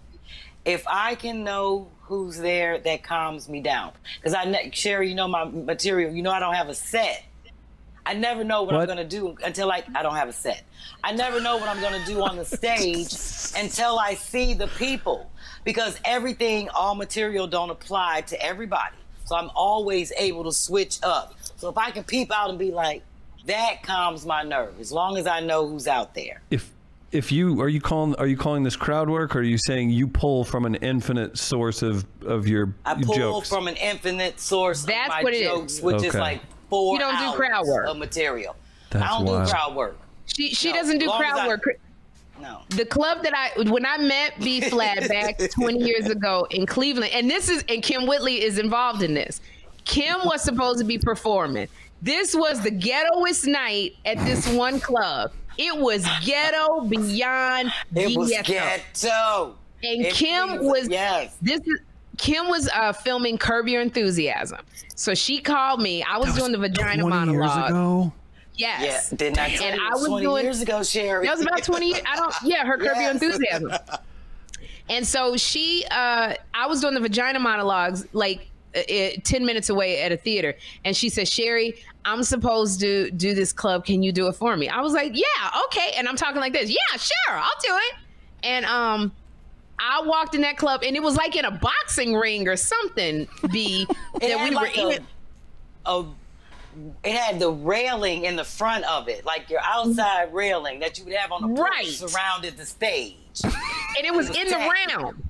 Like everybody, it was bad. It was in the round. It was bad. Everybody was around us, so it was in the round, which I had never done before. And so I went up before B Flat, and I bombed like crazy because I got up on stage, and I didn't read the crowd. See, when B talks about she has to like look at her crowd and know your crowd, it's something to be said because you got to know who you're talking to. I just went up, and I was like, "Hey, everybody, how are you? How you doing?" Boo. Thing to say. And so I began to do all of my jokes. You ever been to Disneyland and it's too much and then everybody wants to eat the food? And I was like, I am not doing. I bombed. I bombed so bad. And then I was like so depressed, but I stayed because I didn't know how I was going to get home. And I stayed and they announced B Flat. And this woman walked up with this short hair. She was gorgeous because it just was I'd never seen a comic with short hair. And she was so confident and sexy. And she got up on that stage and she just started talking about getting high, not liking people with kids. She did another joke where she said, "You ever been so high, you see ants crawling and you you looking at the microwave and you think it's the ATM machine?" Something crazy like that. You messing my jokes all up, but they crazy. No, I said I'll be high and watch ants carry stuff. Oh, yeah. And I literally be getting stuff for them to carry. And be getting stuff for the ants to carry because you're so high. I did. Yes. And I sat there all night and I was like, who is this woman? I couldn't get enough of this woman named B Flat. And that crowd was rough. And she killed. I had fun in there, Sherry. You know I like a good ghetto crowd. I had a horrible time. Cleveland. But you know, it's so funny because I was so amazed to meet you. And we've been tight ever since. And I was all like, oh my gosh, Sherri Shepherd is on the show. I was like, don't nobody even know me. I was like, oh Lord, I'm gonna go up here. Because someone else was on the show that was a little more, that was known. I can't remember who the other female was. I still have that photo. And then there was that weird girl from Cleveland. I can't remember who she was, but she was weird. It's rude of you to talk about Kim like that when she's not here. No, it wasn't Kim. No, it wasn't Kim. It was some other girl. She was from Cleveland, but she was kind of off. Well, whatever the case is, Sherri and I clicked ever since because I kept saying, Lord, I don't know how I'm going to go up here and get these people to listen. And it was just weird. You did from the moment you got on stage. You weren't, and what I love about you is you weren't afraid to go there. You just you were not shy. You just went to the place that you went to. And so if you were to give advice to someone saying, I think I'm funny, how do I do what you do? What would you say? Well, I think I'm funny. And the first thing that lets me know I'm funny is like, and you know, I have a lot of stickies. I write every day. Is if I laugh out loud at something just crazy. And it's like, oh, that's brilliant. I got to write that down, or that's funny. But a lot of times, everything that we think is funny is not funny. But you have to just go out and try it because nobody knows. It's your stuff. They may have never heard it or whatever. You just go out and do it. And Sherri, you know me. I have been recording my shows ever since I stepped on stage, from the mini disc to whatever. I still record my shows so that I can listen to them. So that's one thing I do. I encourage people to just listen and see what works. Because a lot of times we are funny and we do improv. And a lot of times we say stuff we don't even remember. And then you be like, oh, I know I said something funny on stage, and damn, I can't remember what it was. And well, when you listen to your tape, you can be like, oh, that was funny. I need to add to that. So that's what I've been doing all these years. I'm always reviewing my material, at least twice a week. I've been doing it since my career. Just listening to a show that I've just done. Sometimes I listen to it in the car, and I'll be like, damn, I can't believe I said that. Or I'll be like, oh, I shouldn't have said that. You know, like some stuff, I'll be like, oh, I was wrong for that. But it helps me to get better because I re-listen to where people are laughing and like falling out. And then like I expand on that. Like I've expanded on my joke about when the brother have a stroke and dating these young girls and now you can't even do face recognition on your phone. Because you up there worried about me and my young husband. I don't know none of us that are our age that have had a stroke. But most of our male friends have had strokes. So I told them they need to start teaching these young girls how to recognize the signs of the stroke. You're not mentally rocking. You're not doing the Harlem Shake. You're not doing the stanky leg. You're having a stroke. So let her know the signs. It's Sherry, do you think there's any part of B's life that she doesn't have exact control of, if you had to guess? Oh my that she doesn't have control over? Do you think there's anything in her life that she's like, she actually takes it easy in this one thing? I think B seems very easygoing, and it is because she's so methodical. I can't think of an area where it's like she just lets loose. But when she does have to let loose, it's usually because it's somebody else making her. Like it's like planned. It's like planned, programmed. They're screw up, and so she can't stick by the book of how she does things. But you know what? I do let loose. Like I'm really laid back. Yeah. And that's one thing. And I'm such an introvert. And everybody thinks I'm an extrovert. I've always been an introvert. Like I don't have to be around people. I love being by myself. I love doing everything by myself. So I'm trying to break out of that box. And that's where my husband helps me break out of that box. Because we do everything together. From doo-doo What's some of the stuff? What do y'all do together to keep... Oh, go ahead. Morning, I sit on the tub, we smoke, and he takes a dunk, and then when he gets up, I sit down, and then he sits on the tub, and we talk to each other. And I'm like, thank you for keeping the seat warm. It's so warm. Please tell me you flush. You flush in between changeovers. Yeah, we'll flush in between the changeover, but we've been doing it since we started dating. I used to have a chair hanging in my bathroom. Just so he could take it off the wall. It was a little stool so that we could talk to each other while we were in the bathroom in the morning, drinking coffee, whatever. We have the greatest conversation. Can I interrupt you for a second? And I guess this is because you've been married a long time. I'm a single woman. And even when I was married, I never, ever... Kim, and you and Kim are sisters because she will go to the bathroom with a man sitting in there. She don't care. And I says, look, you and her, y'all pretty bitches. Y'all always, if you was ugly, you would not be doing that bullshit. And men wouldn't put up with it. But because you pretty, you and Kim are pretty. Y'all think y'all get away with that mess because you pretty. And I say it all the time. It's not mess. You know what? I grew up with 4 brothers. And to this day, when I'm home, girl, I'll be sitting right on the toilet. My dad would come in the bathroom and brush his teeth. What is happening here? And I'll be like, can you hand me that bag of bean over there? And then like, my other brother, Lawrence, he'll take a shower. He'll be in the shower. I'm like, Lawrence, I'm coming in there to take a shit. He'd be like, you can't even wait till I get out the shower. I'll be like, no. And then I'd be talking to him. Hold on. I'm going to call my assistant really quickly. Edie, can you get the number of my therapist and text it to B Flat? Look, we all This girl that said she'd take a dump while her brothers are showering. Yes, and they grown as hell. They hate it. And then, like, I be having the door wide open because I like to talk to my daddy. And he can't hear. So he'll be in the room. He'll be in his bedroom. And I'll be yelling out the bathroom, and then Lawrence will come past and slam the door. And I'll be like... and I'll kick the door back open.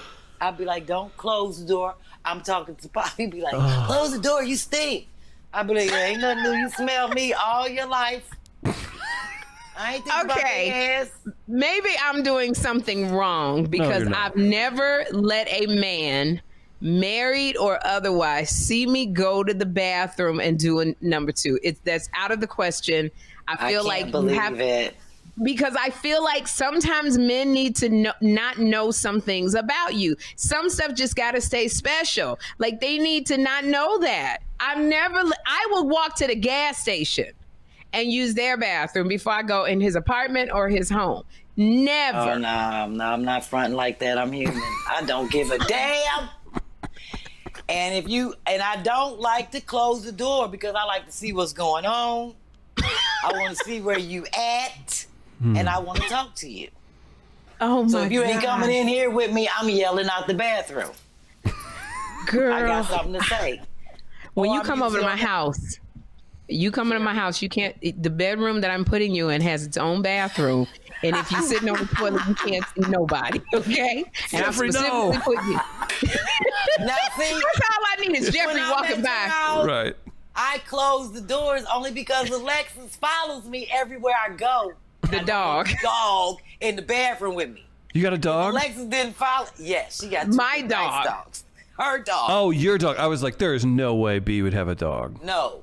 No way. I wouldn't have no dog. That's what I'm saying. I ain't knew got it. no- I shit, could tell. I barely got plants. Yeah. We don't have no animals in our OCD. Yeah.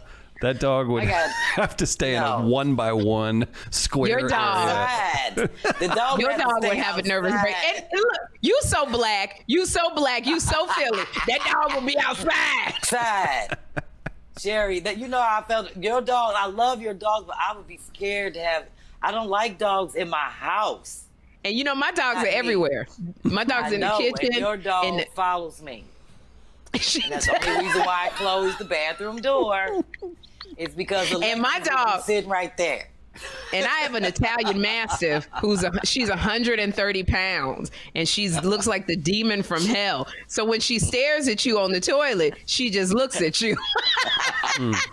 Sounds like nah, but I can't imagine not being able to be me or who you are with a person that you have to live with. I just can't. I can't imagine that. And I guess So that's then- probably why we're perfect for each other. But he ain't the only person I shit around. I'm just saying. All my boyfriends had the door open. If you don't like it, go home. This is my house. And I'm a doo-doo over your house. I am. Doo-doo drops. Oh, jeez. Only because you pretty. Only because you pretty. No, This is what I want to know. I can't get rid of them. Sherry, you know why? If you be yourself, you can't get rid of men. Because You they really be like, can't. she playing. You can't. I can't And I'm get gonna tell rid you- of them. I'm going to tell you why I know Still this. nice. You know, I know this because Chris is in love with Kim Whitley, and she say the foulest things, and he is more in love with Kim Whitley. See? Everything she said, sometimes she'll say stuff so nasty, and I'm like, you have lost Chris forever. And this ninja comes around, and he's like, I need more. So yeah, I understand. I'm not saying you be, but I just be me. And my husband be like, I love every bit of you. Oh, I'd be like, no. look, I ain't even brushed my teeth today or yesterday. And you just be kissing all on me. I said, I know you love me. I said, I just smoked 2 joints and had coffee. I'm like, oh, you just be kissing all on me? He be like, I love you. My head is that's- hurting so bad. Girl, I have to just be me and have a person allow me to just, and that's probably why we get along, because my Dennis just as crazy as I am, but he allows me to just be me. He's not a jealous man. He's just laid back. And that's what I love about him. And he's so loving and romantic, and he's the last of the chivalry is dead. Like, he remembers all the stuff I don't remember. Like our So tell me anniversary something. and stuff like that. Dennis, I know Dennis loves you. He really does. Where are you going? Is that the What old? I have Hey, to go get my I'm sorry, it's saying low battery. I'm just going to get my charger. oh boy. I swear I thought that was Kim Whitley for a minute. I was like, she didn't walk out the frame. Right. She also walked has out. the old school. She has the old Missouri license plates from the 80s Sure and 90s. do, hanging on my wall. So I'm staying in the frame. Where the frame? You I'm right in staying in it. the frame. You could just get the I'm charger. going to get my charger. What is happening? Be flat. She's gonna walk in the room and you won't see it, and it's gonna be Dennis is gonna be in some sex swing or something. I'm staying in the frame. I'm staying in the frame. I got to turn around. Okay, good. Because I want to ask you some. Chris brought up something really funny that I want to ask you about. You got your charger, boo? Yes, ma'am. How are you doing with time? Because I'm having such a good time with you. Girl, it's 9 o'clock. My dinner been sitting up there since 5:30. I ain't even ate yet. Of course, he made her do. And my husband, see now that's the thing. He waits on me to eat. Oh. And he'll wait. He did it last time. One time I didn't get off the podcast till like midnight, and he was asleep, but he didn't eat because we eat together, we sleep together, we pitch tent and camp out in the living room together. We take a shower together. Because why are you pitching Nasty Fries? Because it's fun. It's like we camping. So during COVID, we would throw the sheets over the lights and blow up the air mattress and act like we in Saudi Arabia. We like, we a sheik, you a sheik. And marijuana does have effects on people. Okay, this isn't just love. That's just weed. That's just weed. So is it safe to say that y'all role play? No. That's the one thing we don't do. We don't do that. Wow. Ain't that crazy to say all of that? Now, the funny thing is, I hate this new phone. Wait a minute. I think I got that splitter where you can plug the oh, God. Did you make it yourself? No. Great question, Cher. Shit, I should have. A paper I'm clip. sorry, I'm looking for my splitter where I can plug my headphone and the thing in at the same time. This piece right here. So the phone won't go. Sounds like somebody smoking. Oh, I might as well be. So why don't you I got it. you guys can pretend like you're two sheiks. Hold on, I'm putting in the thing. Oh my gosh. Booyah. Okay. If you Hello? two can pretend like hello, we can hear you. Now you can't hear me. Yes, we can. You can hear me? Yes. It's I not. can't hear you. I want B Flat to move to LA. I want her and Dennis, but she's so happy. Right. I No, want that's her not to- necessarily true. I heard that shit. Oh, here we you go. talking. All right. Here, jump back into frame, and you're good. Okay, You did. I was saying I want you to move to LA. You and Dennis. I want to move to LA, but I need to have an opportunity. I can't just up and jump. I know. Like if somebody said, "Oh, come here and work 6 weeks," or whatever, I would do it. He know it and be out. And that's then what I'm somebody praying like, that. "Oh, you need." Yeah, but I want can't that just- opportunity to happen for you because It will. she's so. You see how funny she is. Shit. And then they be like, "Oh, we'll bring you out and you just stay for 6 weeks and shoot or tape a show." People do so much stuff from all over. That's why I was really definitely hoping Black want- Don't. When they did Black Don't Crack, we did the pilot up. I told the showrunner about you, and I was like, that was one of the reasons I was so disappointed that it didn't get picked up because I was like, it's so funny. B Flat, any role on here, but you too good, girl. What's the B Flat? So you do you do the business side, you do the performance side. Like what is and I know you'd end up having 50 jobs anyway because that's what everybody does. But like what's the apex of what you're trying, like where are you going to? Like what's if you get the perfect job or the perfect project, what's that mean? The perfect project for me is my 2-hour one-woman show on HBO, Netflix. My original songs, all my crazy material, Sophisticated Ignorance. That's my perfect project with my live band, family band. I'm sorry to be looking around. I'm trying to find my hot flash. Oh, thank you, Jesus. You lost your towel. We see. Girl, We need. I'm about to have a heart attack. Can't find my hot flash rag. You'll see Sure. one of my eyebrows come out. You'll We see need my. beef. I gotta. You We don't need wanna B see Flat my hot eyebrows flash come rags out. on the Two Funny Mamas Oh, no. web store. Yeah, we got to do a hot flash rag. You mind? Honey, I got my flash files. You know, I take a picture of all of my. I got the hot flash files. It's called flash files, and they're slow motion. How you see the sweat develop. Can we do a hot flash rag with a picture of B and just give her some commission? It got to be called a flash rag. Because I'm telling you, people would buy that flash rag. Yeah, that's. Girl, they that's going up should on the because store. everybody running out here getting these hormone shots and looking crazy, and all these steroids. They ain't doing all that. Okay, good. I This do too is much what I wanted yoga. to ask you. This is what I wanted to ask you. When you talk about hormone shots, you know they have things be okay, and I'm gonna be transparent here. We have done a couple lives, Chris, Kim Whitley, and I've laughed so hard.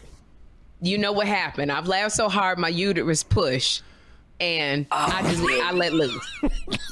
Oh wow, That's that's big of you. That's big of you to bring it up. Yeah, way to own it. I'm glad I just got a hot flash. I let loose, and it was so funny. Kim's, I'm gonna have to send you the clip because I jumped up trying to hold it, but I couldn't. It was everywhere. And Kim Whitley's face as she looked at her chair, she was so mad at me. Man. She was so mad. And she said, I'm not giving you no more clothes because when you did it the last time, you didn't bring my clothes back. So this is what I want to ask you. So now these doctors are doing these, they're doing like laser resurfacing of your coochie area. They're doing laser shots. They call them O shots, where they give you a shot where you can have orgasms. It's so many things. How do you feel about all that? I'm sure they got a shot for hormone, hot flashes, but see, that's the thing. They got a shot for everything. And I don't like none of that because it's not natural.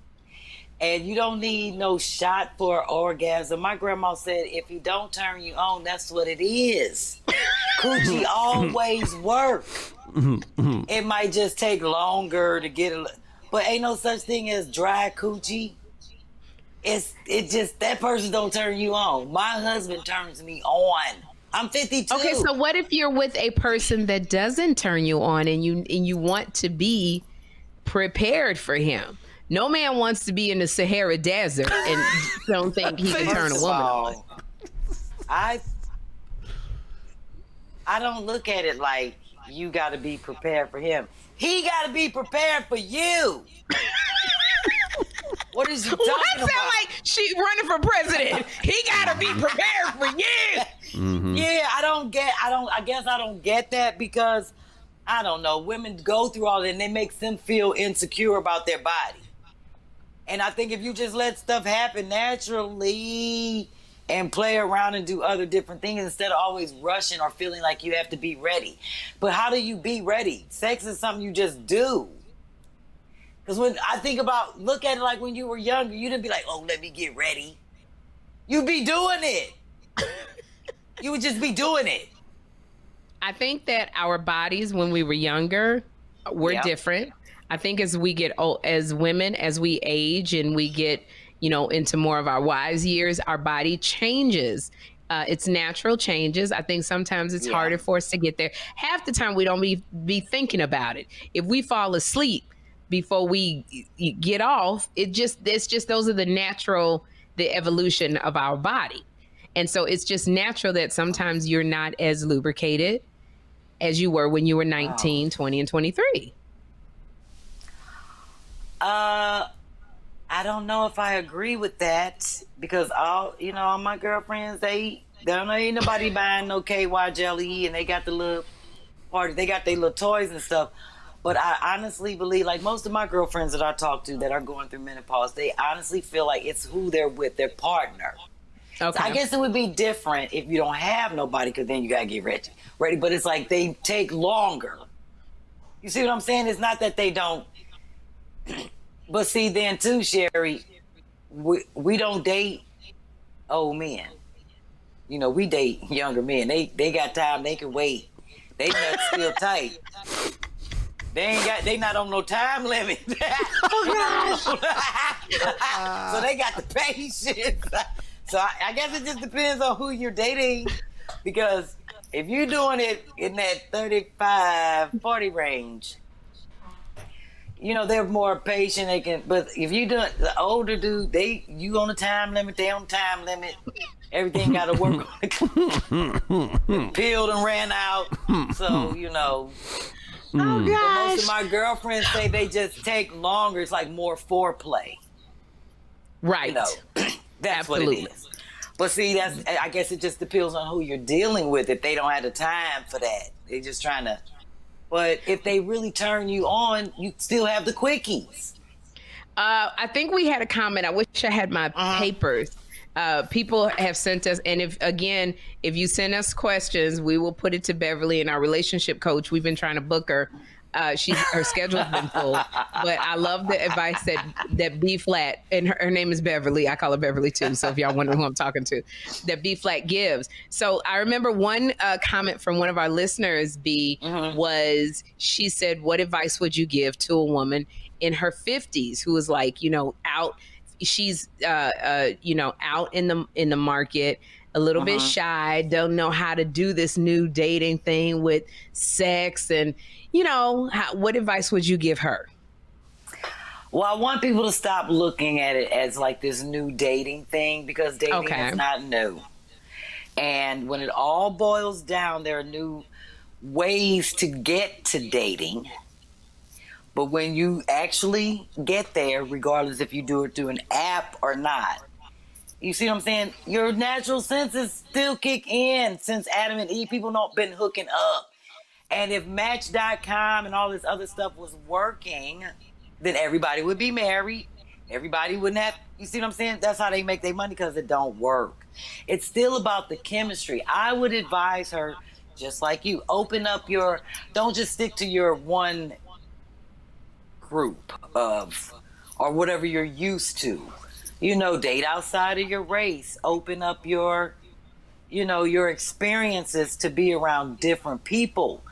And now that COVID, I guess, is like more people are getting back. I personally don't believe in apps. I never was into dating sites. I don't believe in that, only because you still got to meet. So I feel like, why don't you just talk to me on FaceTime? Why I got to go through the app? You see what I'm saying? In your profile and all this stuff that you want in a person, I feel like all that falls together when you just look how you meet people and link up. Most of the time, it wasn't through no app. Right. You see what I'm saying? It's still that natural of that chemistry that you have to feel in a person. So you have to want to feel that. A lot of people don't want to feel vulnerable, and that's why they get on these apps. And it's like you want to put all of this stuff out here about you, let people know who you are. But you're not. You're letting them know what your attributes are, but not how you are as a person. Okay. So, I look at it like date and get out there, and it's no such thing as the new dating, because we old. We still date the way we date. You see what I'm saying? The one thing that I love about you is you like you said, Dennis is 16 years younger than you. You've never paid attention to your age. That has never been a big deal. Now, me, however, I remember a dating coach said to me, a very high-end dating coach told me, she said, because I always talk about my age and I joke about my age. And she said, you got to stop focusing on your age, Sherry, because men don't care about that. If they like you, that's not going to be a big deal. And you focus too much. So I've really been trying to stay away from focusing on my age, but you've always not been that way. Why? Because I love life, and I love the fact that I'm getting older.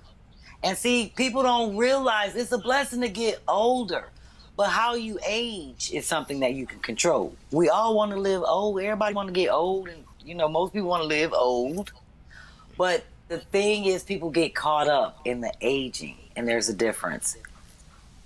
And a lot of people don't age well, Sherry. We know that. We see them at the class reunion. And they be like, damn, you look good. You still look like you high school. And I'd be like, how your kids? You see what I'm saying? You don't know what to say to them. Because you be like, damn, if you don't put them pork chops down. So we all have to get old if the Lord lets us. I look forward to aging and looking back at my pictures and be like, damn, I still do. When I look at my headshots, I'd be like, wow, yoga has done me well all of these years. Why I can't afford no gym. That's why I do shit that's free. So I forgot you do yoga online. Yes. You're a certified. That's another thing. You are a certified. No, you are? I'm almost there. Almost. I still have like a lot of hours to go. But you have like online classes that I teach. Yes, virtual. Monday, Wednesday, Friday. Okay, we got so many links we got to put up. Man. Because I don't have everybody in my yoga class. Okay. No. That's what I was going to say. Are you taking paid people, or is it private?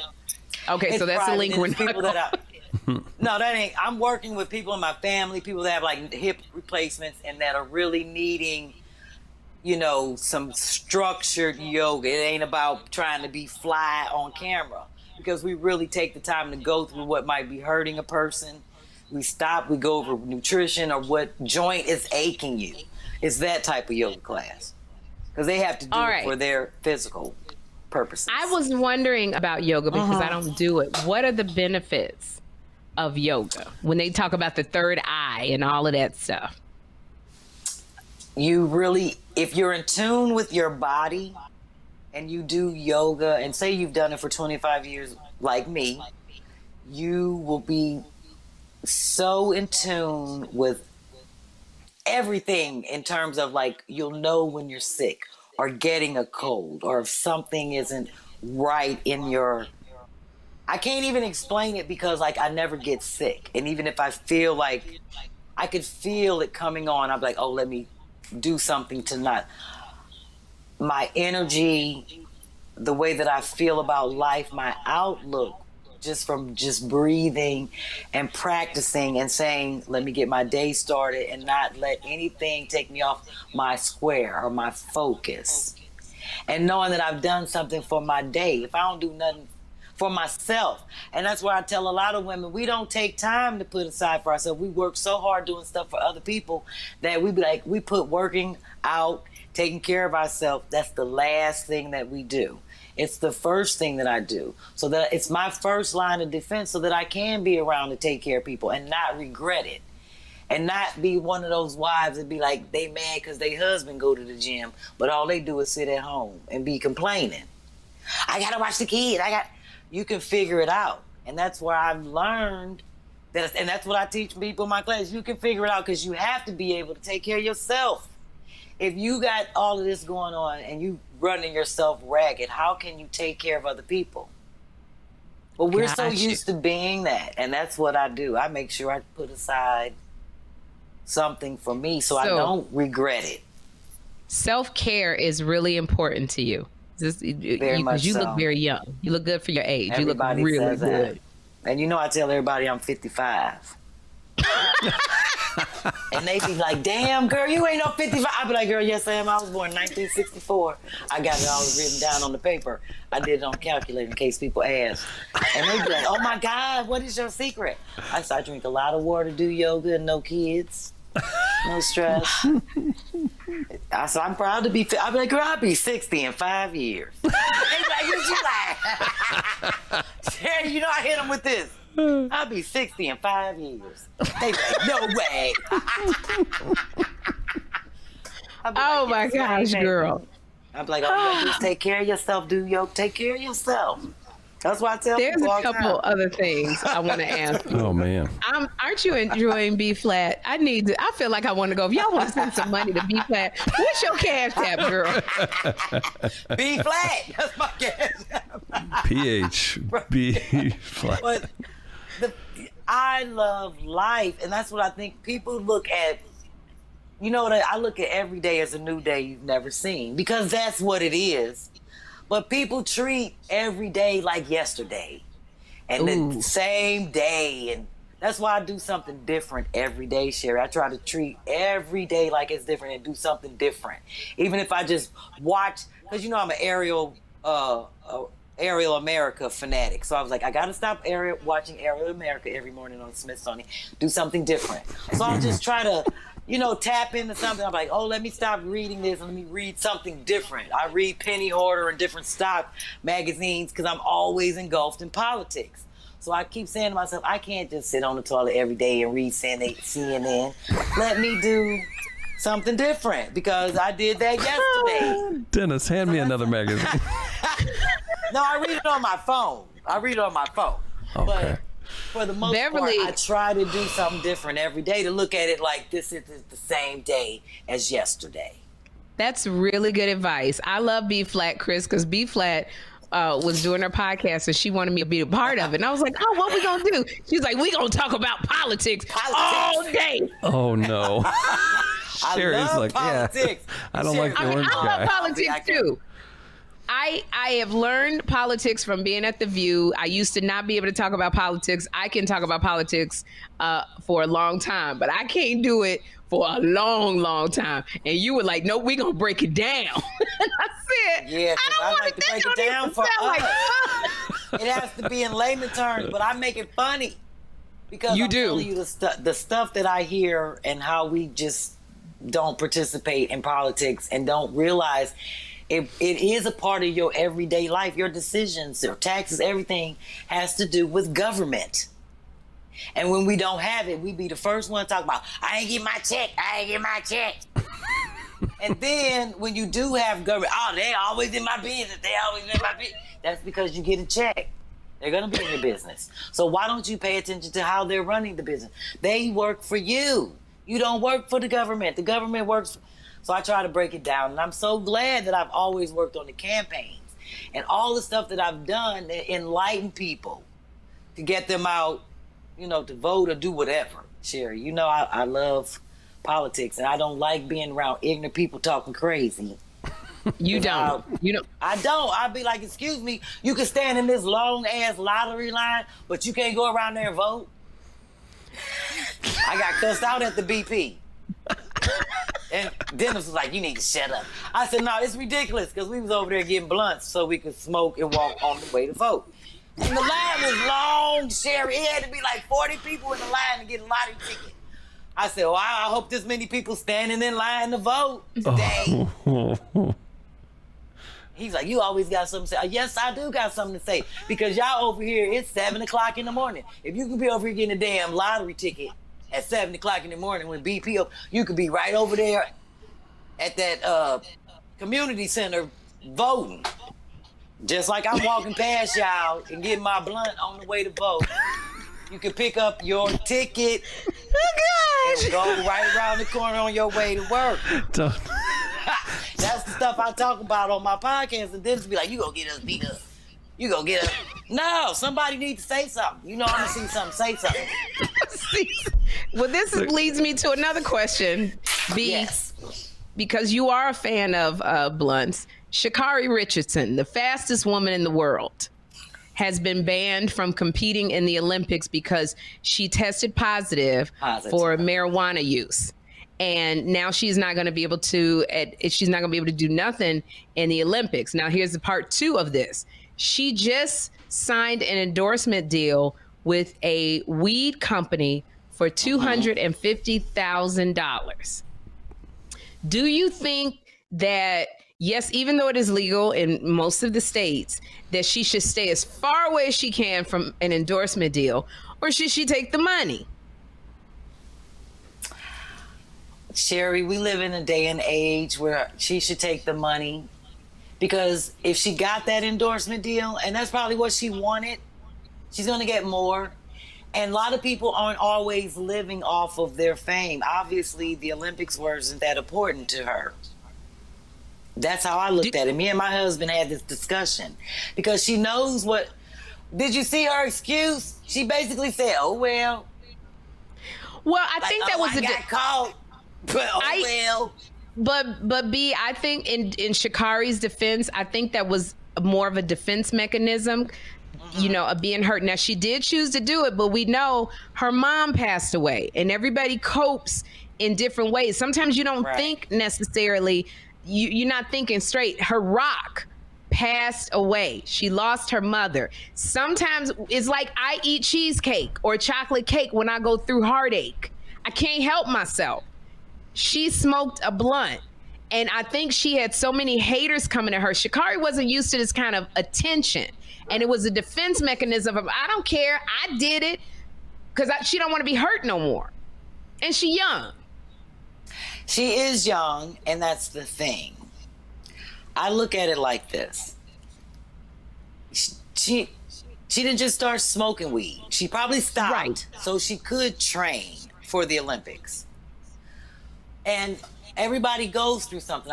We all have coping. Everybody don't have good coping mechanisms. But I feel like if you have gone this far, no matter what she's gone through, and this ain't the first tragedy. We don't know her life story, but we do know what the specifications are in terms of being in the Olympics and how far she has gotten to come up. It starts in 9 days, but to have come this far to slip up. I don't think that she slipped up. I just think she been smoking and got caught. Well, yeah, I don't know if she stopped That's smoking. all it is. I don't think she stopped smoking. But Sha'Carri is such, because if you look at Sha'Carri, she's an A student. She excels in every other area. I'm not so sure she stopped smoking while she was even training. Like you said, you've been smoking since you were young to help you cope with OCD, and you were leader in every field, in every department in your high school. You led. You're smarter than the most average person, Beverly. Yet you smoke weed. Maybe it was the same for Sha'Carri. It didn't. Yeah, but I'm not doing anything where I feel as though I'm representing the United States and I'm living under certain stipulations for this amount of time.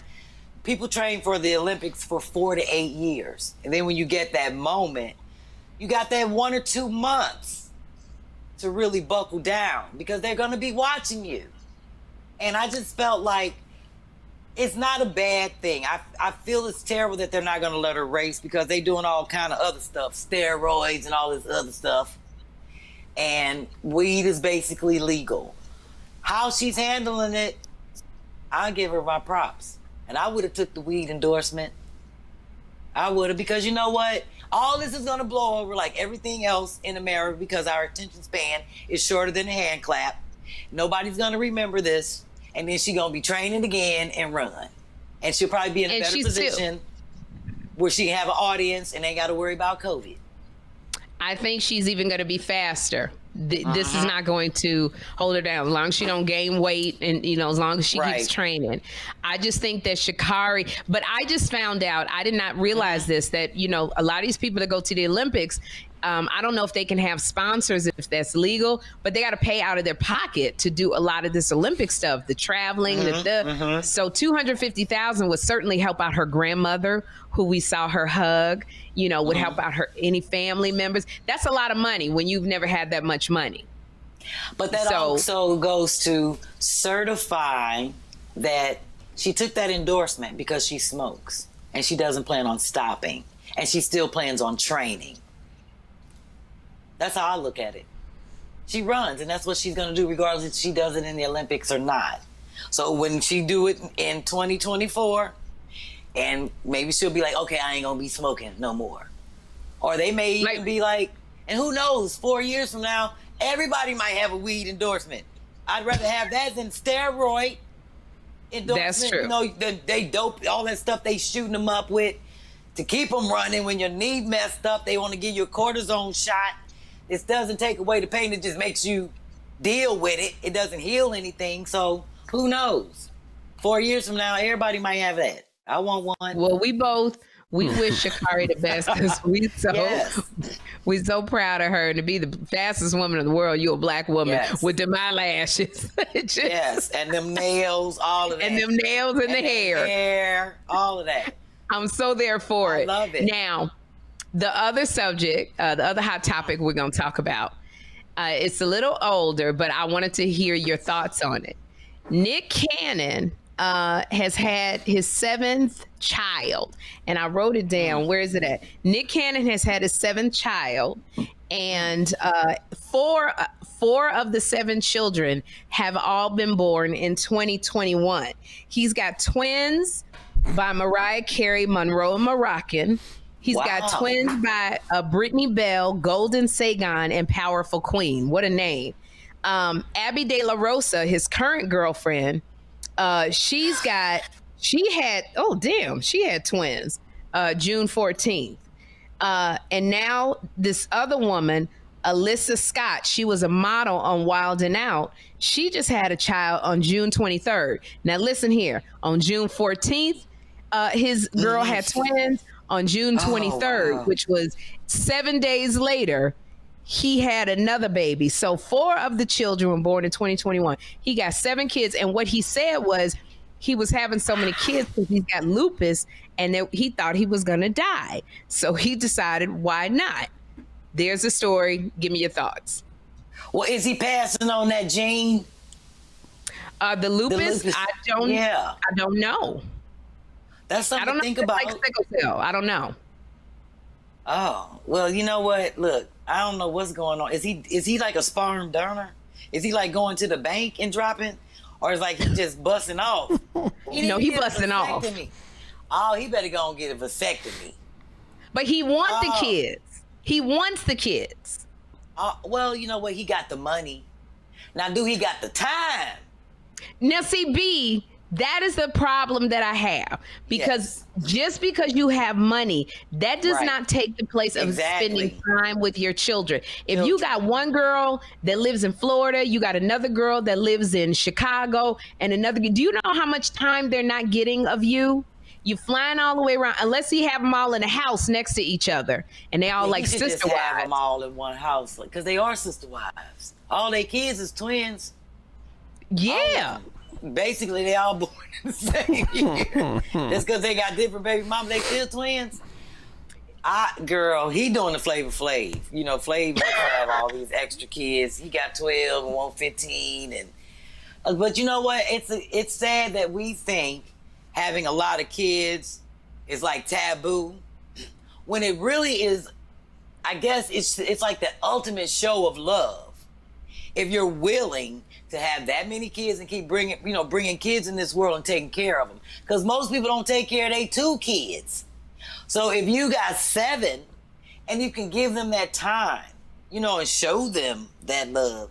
But if you just doing this to figure out, you want to leave something behind, if you ain't got no relationship with them, who you gonna leave it to? Right. Well, he's got the money, and the women are.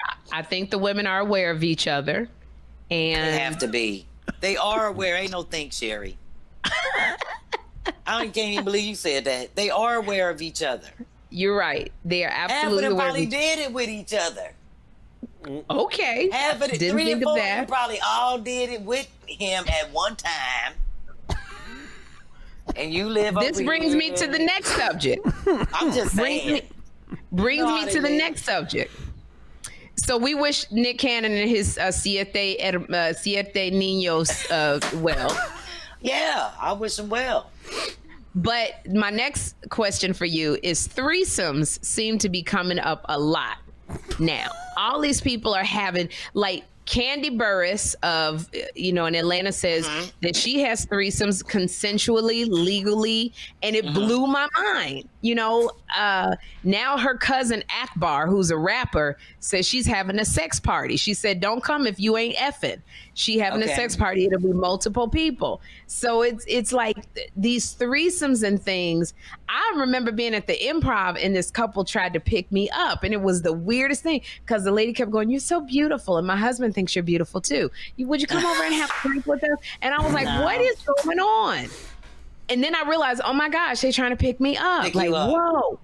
And I didn't take a drink because I don't want to be waking up naked, tied to a daggone wall, and they want to relive their damn roots thing, No. Right. Yeah, No. Yeah, so, right.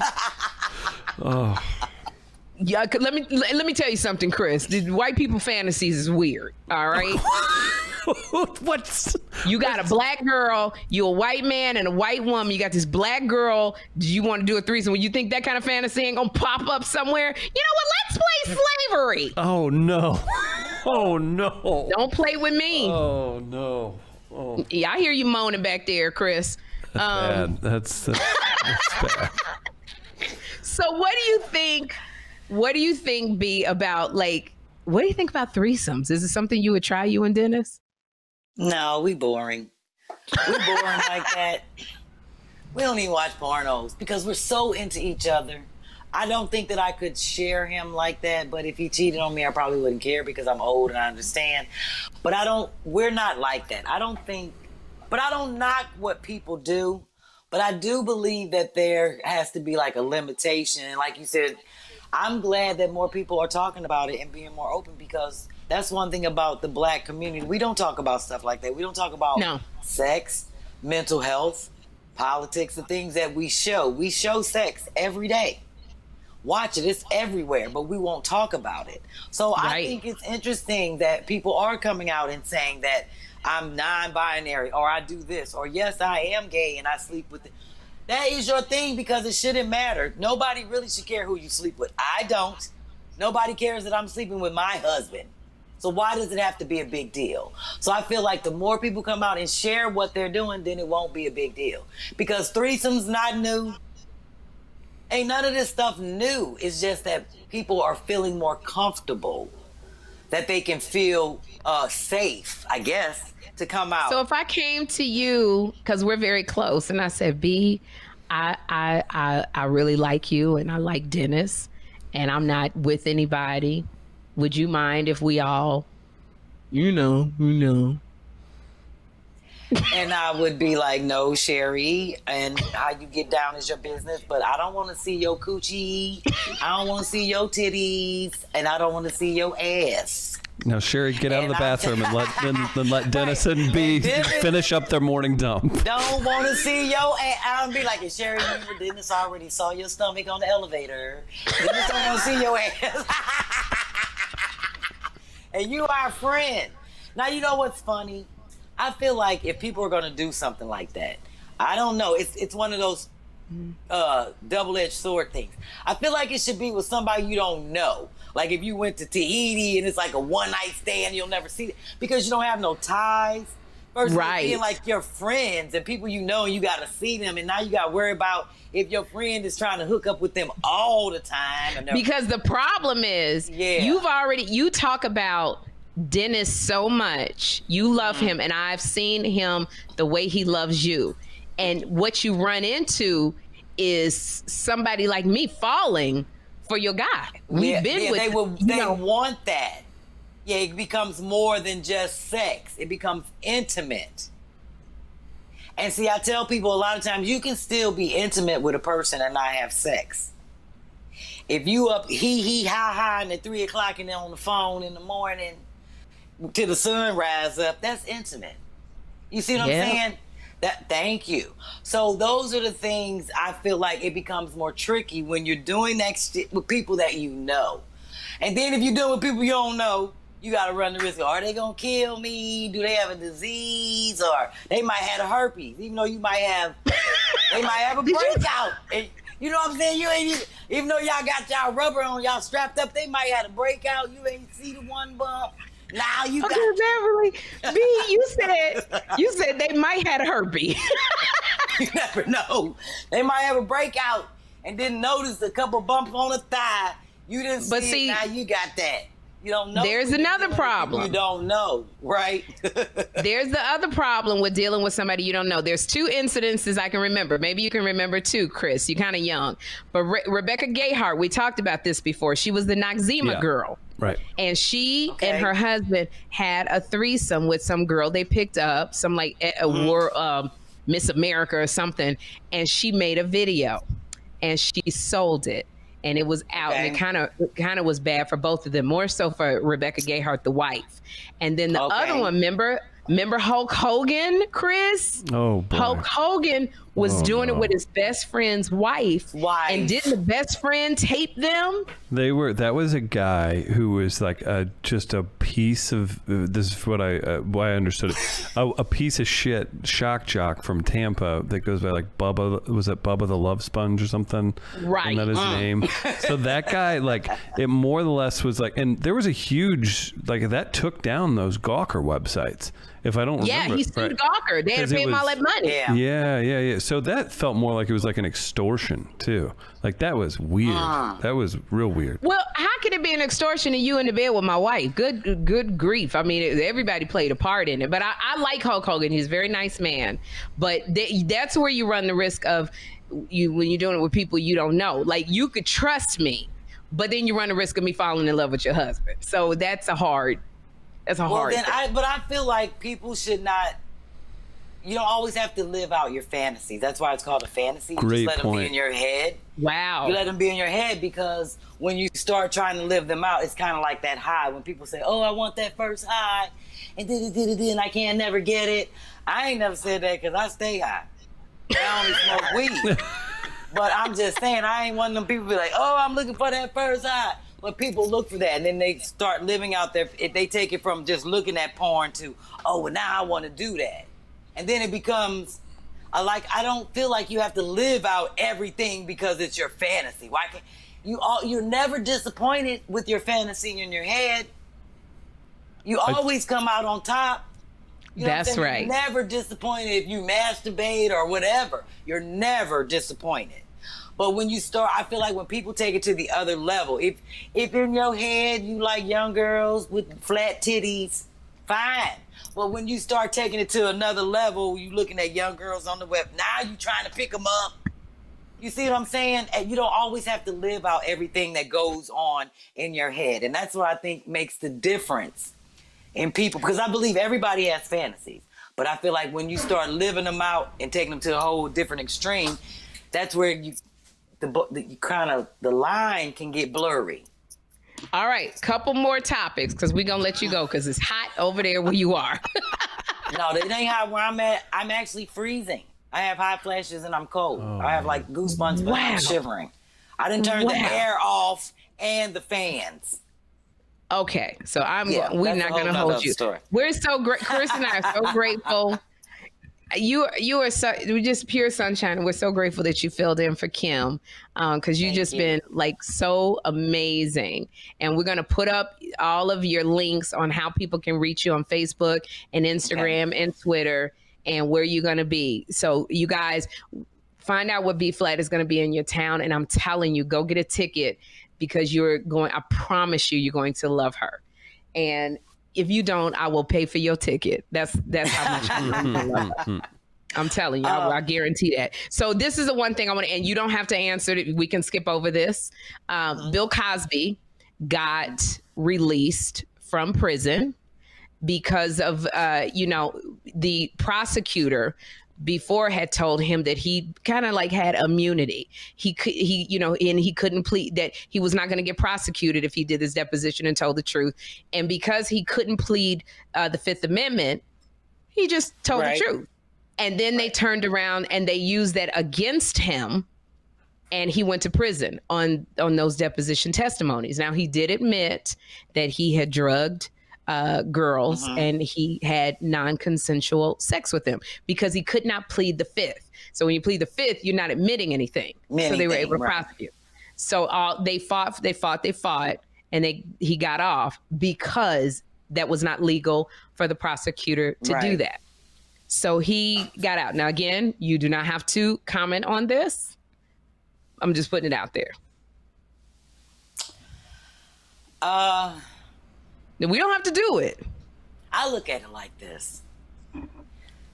It's a tricky situation because he's old and I don't know what, he got out on a technicality. And I look at it like this, more power to him, because who wants to sit in prison? So that technicality worked out for him.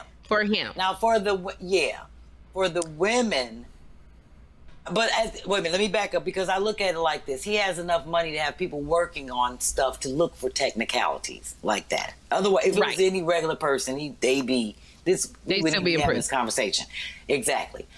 Now, I do feel bad because he's a rapist. No matter what he did it, when he did it, these women need to have justice and feel as though they were heard. They're heard. Now, I can't say that even though Bill Cosby served his time, and even if he didn't get out on technicality, and in these couple years he's out, they're still going to be mad, and there's still going to be people that feels as though he deserved more time and should have stayed. So it's always that, people always going to have an opinion about something they really don't understand or aren't in on it. And when it always boils down, the person that's the victim, they're going to be hurt no matter what. No matter if he stayed in prison or got out. Because it can't make up for what they went through at all. It's very interesting. He got out on this technicality, but according to his depositions, you still raped women.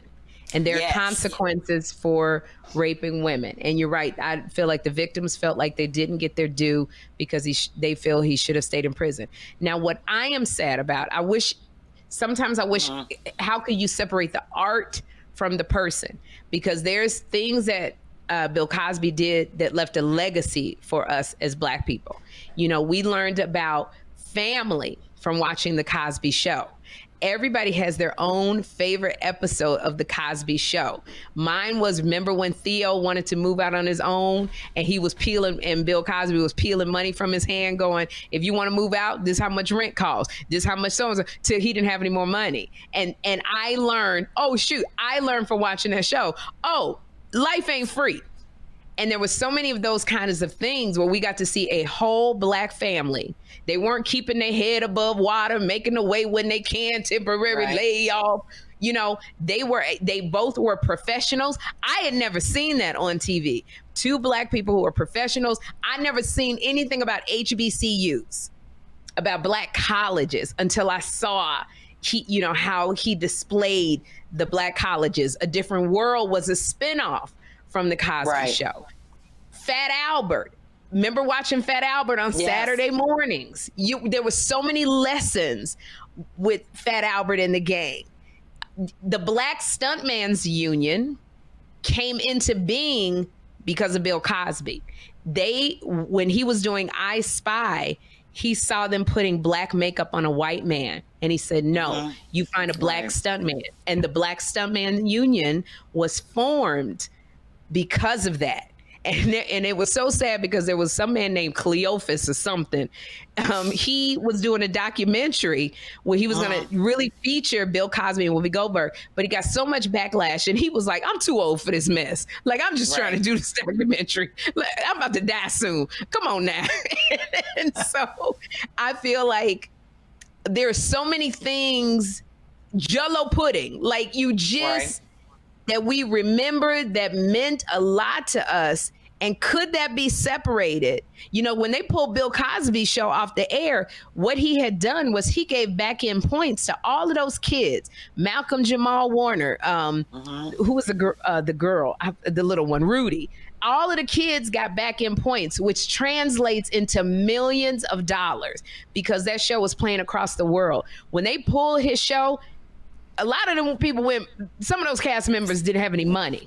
I know. Because he showed these people, he brought back, when they brought the Cosby Show into play, there had been no sitcoms on the air. It was dramas. Bill Cosby brought back that 4-camera sitcom. And it was successful. So all of that, I'm not taking away from the victims and what they suffered and trying to laud Bill Cosby, but there was a legacy that was left for us and others that seems to now have fallen to the wayside because we can't support that without people saying we're supporting Bill Cosby. And so I wish it could be, can you separate the art from the person? And see, that's where I think in terms of entertainment, people don't look at it's just a job. But we put so much stock in entertainers and idolize them. And we don't realize all that stuff that you just said about Bill Cosby and the Cosby Show, all that stuff is based on a show. It's still not real. See what I'm saying? Right. Like, he's a character on a show. But we put stock in that. We put so much stock in people. Look at Kim Kardashian. She off a videotape. You see what I'm saying? People are still human. And I look at it like this. All that Bill Cosby did, we can never take that away from his legacy. He did bad things as long with good things. Just like most people on this planet.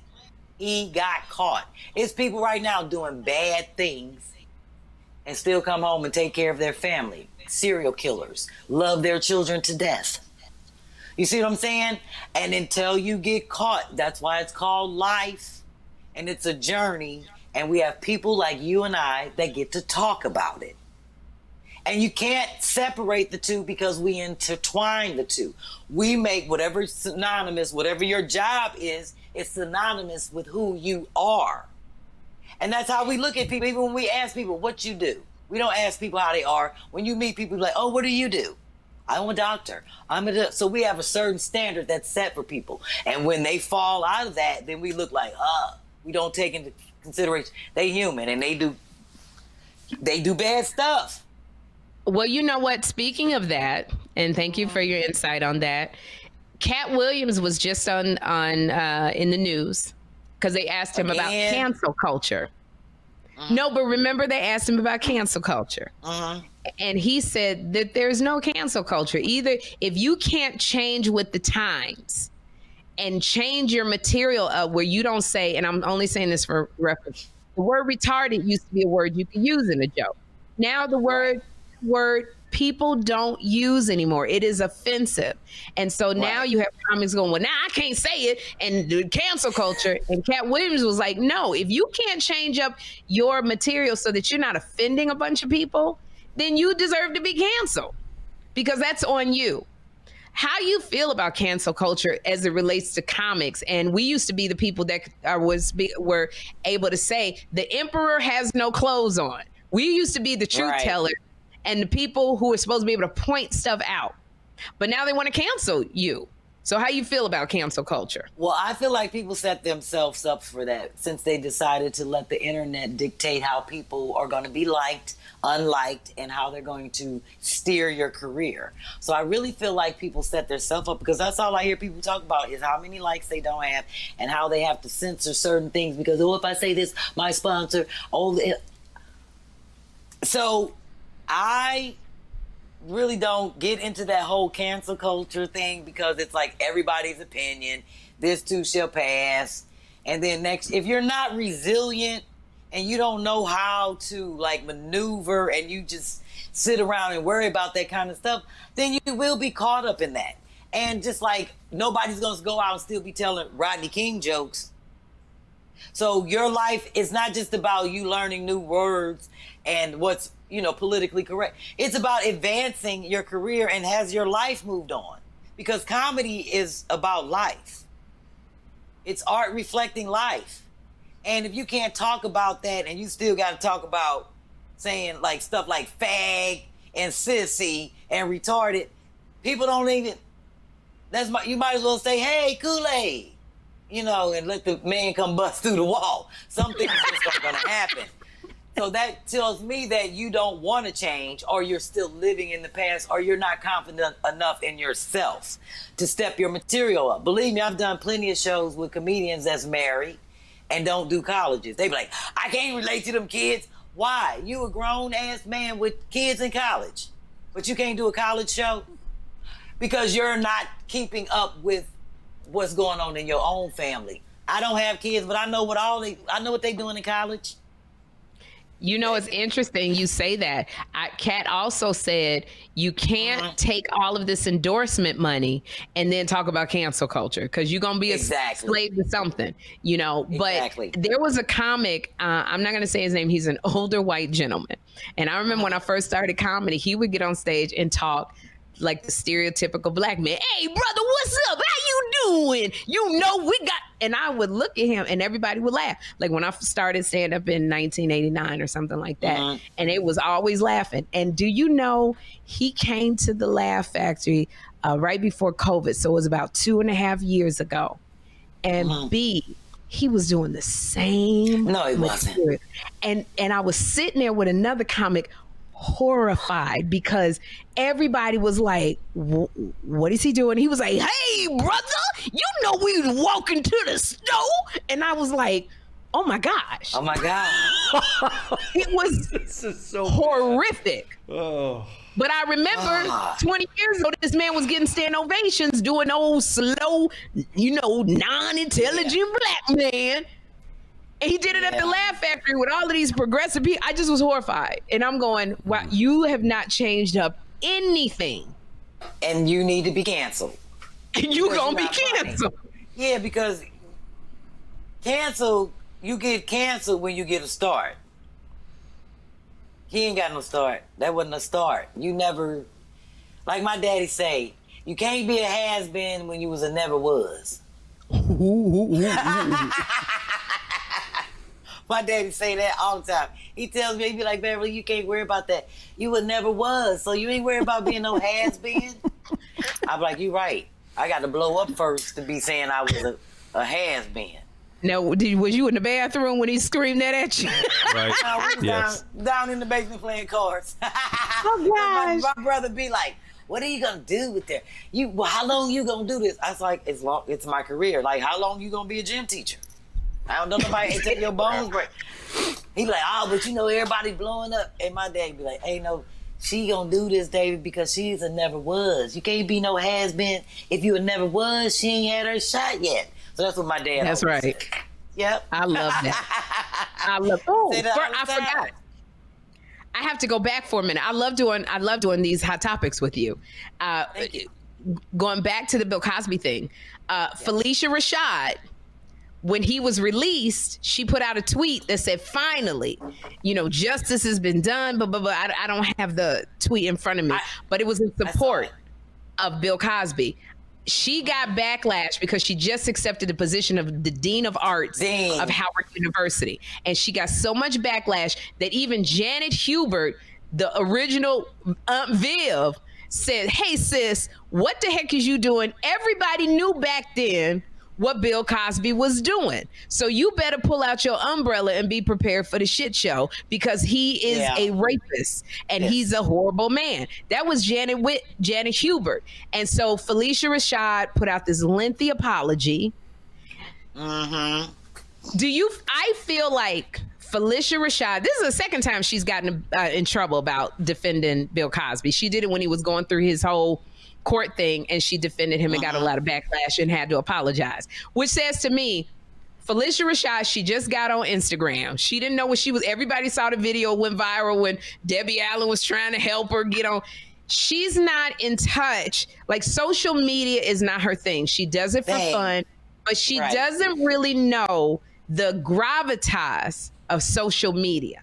I don't think, I think Felicia, that's how she says her name, is of a certain age. Different generations feel differently about this Bill Cosby situation. And I think she's not aware. I think that she does it and forgets that your inside voice is like walking into a bar and saying your opinion. And I just really think that Felicia misspoke, that was in her inside voice. That's the stuff you say to your friends. Right. Not on social media, but she just wasn't aware of the backlash. And I don't think she meant to offend the victims at all. And now she may lose her position at Dean because these kids are saying they want her out. Yeah. How you feel? Thoughts? My thoughts are, like you said, her inside voice. See, the thing is, people feel like these social media is for our living room talk. Right. And if you're not prepared to defend what you say in the living room out in the streets, then you shouldn't be saying it. That's how I look. Because I'm sick of everybody apologizing. That's how you felt. When you said it is how you feel. So now why you got to go back and apologize? Because she want to keep her job, B. But my thing is, when people say these things, Sherry, that is how they feel. So even though you apologize, people still know how you feel. My thing is, she wants to stay relevant in Bill's good graces or whatever, because what you said in support of Bill, who are you saying it to? If you support Bill, only Bill needs to know that. You see what I'm saying? Or Camille. Why do you have to? I think you have to put it out on Twitter. Everybody, because I think their opinion needs to be heard, and it doesn't. B, I think people, we get, and I'm going to include myself and you as well, we tend to fall into a trap. I'm going to include you as well, Chris, because we have followers. And a lot of our followers want to see what we're saying. They agree with what we say. They love what we put out. We get a lot of, we get the haters, but we get a lot of favorable stuff from our followers. Whether we like it or not, they validate what we have put down, what we've strategically put out, the words that we say, the memes, the jokes, everything. And I think that sometimes we fall into the trap of when you say, why you got to say it to out there? Because there's a lot of people that agree with us. And I think that Felicia said it, and there was a lot of people who put in her comments, you did it right, finally. She wasn't prepared for the ones that was like, what in the, what? Fire her, cancel her. But it's sad that everybody just feels like that they can just get on the thing and say, fire her, cancel, because they're not in that person's shoes. So when somebody starts talking about fire them, cancel them, because you was drunk up at the bar, and then they be like, what they got to do with my job? Oh, the boss saw you on Instagram or whatever, and then so that's what I'm saying. I feel like everybody is intertwined in everybody's life. Everybody feels as though that their opinion, everybody gets their 5 seconds of celebrity on the internet. So I just feel like a lot of people have fallen into that. What our people want, they love you for who you are and what you've built. And they want it, like you said, they want to hear people hear from me. They want to hear from me. But I don't ever be like, oh, I shouldn't have said that. No, I said it because it's what the fuck I meant. And I don't care what you think. But I think the next. Somebody just posted on my thing because I said I'm a step on the stray cats. I'm a fuck them stray cats up. I'm sorry. I don't give a fuck. I don't want them on my porch. So I posted it on Instagram. Somebody gonna send me some shit about catching them and getting them neutered to take it. I said I'm a step on them like that in the video, right? I don't give a fuck about no stray cats. Now they all, oh, she mean to get a life, get some dick in your life, get some ass or something. Because I just feel like everybody wants to take up stuff, and there's so many issues in this world that are deeper than these topics that people are up here rambling about all out in the world when shit is real deep. You see what I'm saying? Like, deal with your deep stuff and quit worrying about who said what, why they doing it. It's just too many opinions out there, and I feel like everybody feels as though their opinion matters. And it should when it should, because don't nobody want to get out and march now. Everybody fucking lazy. Don't nobody march. Everybody just sign petitions online. So you're not really sure who to take serious. But at the same time, if you're out here doing what you do and you can't take the backlash and you're so worried about what they're gonna, then don't be on the social media. They've been hearing from your ass before you was on the, you see what I'm saying? They ain't got to hear from you in that form. Find another form if you don't know what you're doing. And you don't want to deal with the backlash. Chris, did you have anything to add? Because I've been getting a lot of comments that I've been ignoring you. No, you're not ignoring me. I'm just letting you guys do your thing.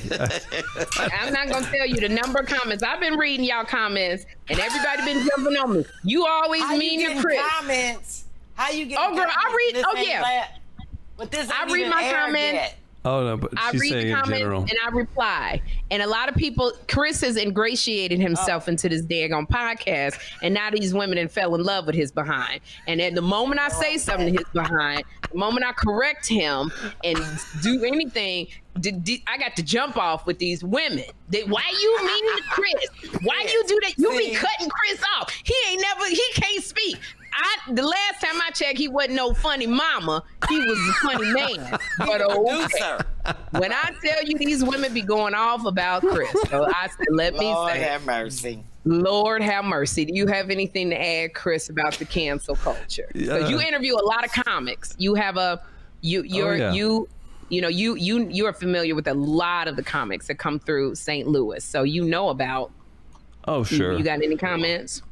I don't even know how to frame it, so I won't go too deep. That's why I don't let you talk. Oh, please. Here we go. You don't know how to frame nothing. I can frame all day. I just don't know that it's not. That was good. Oh, that was good.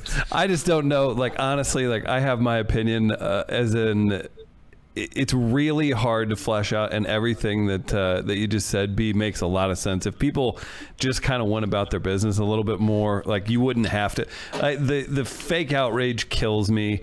And then, like, anything from inside a comedy club, like whenever Tracy Morgan, that stuff came out from him, like, talking about his son, he said he would stab his son if he was gay. Yeah. And that if you know anything about saying comedy, that for 20 years. Oh, it's a bit, and it's meant to be inside that sacred place. Like, that stuff drives me off the wall, because I'm like, yeah, of course no one wants a child to be stabbed, but in that particular instance, that was in the sanctity of a club, and he was doing it for effect, and he was playing a character on a stage like that. I don't have time for this stuff, because the people that were coming for him, they're not being real. They're not actually wanting to create change. They're wanting to, as you mentioned, they're wanting to get their own shine.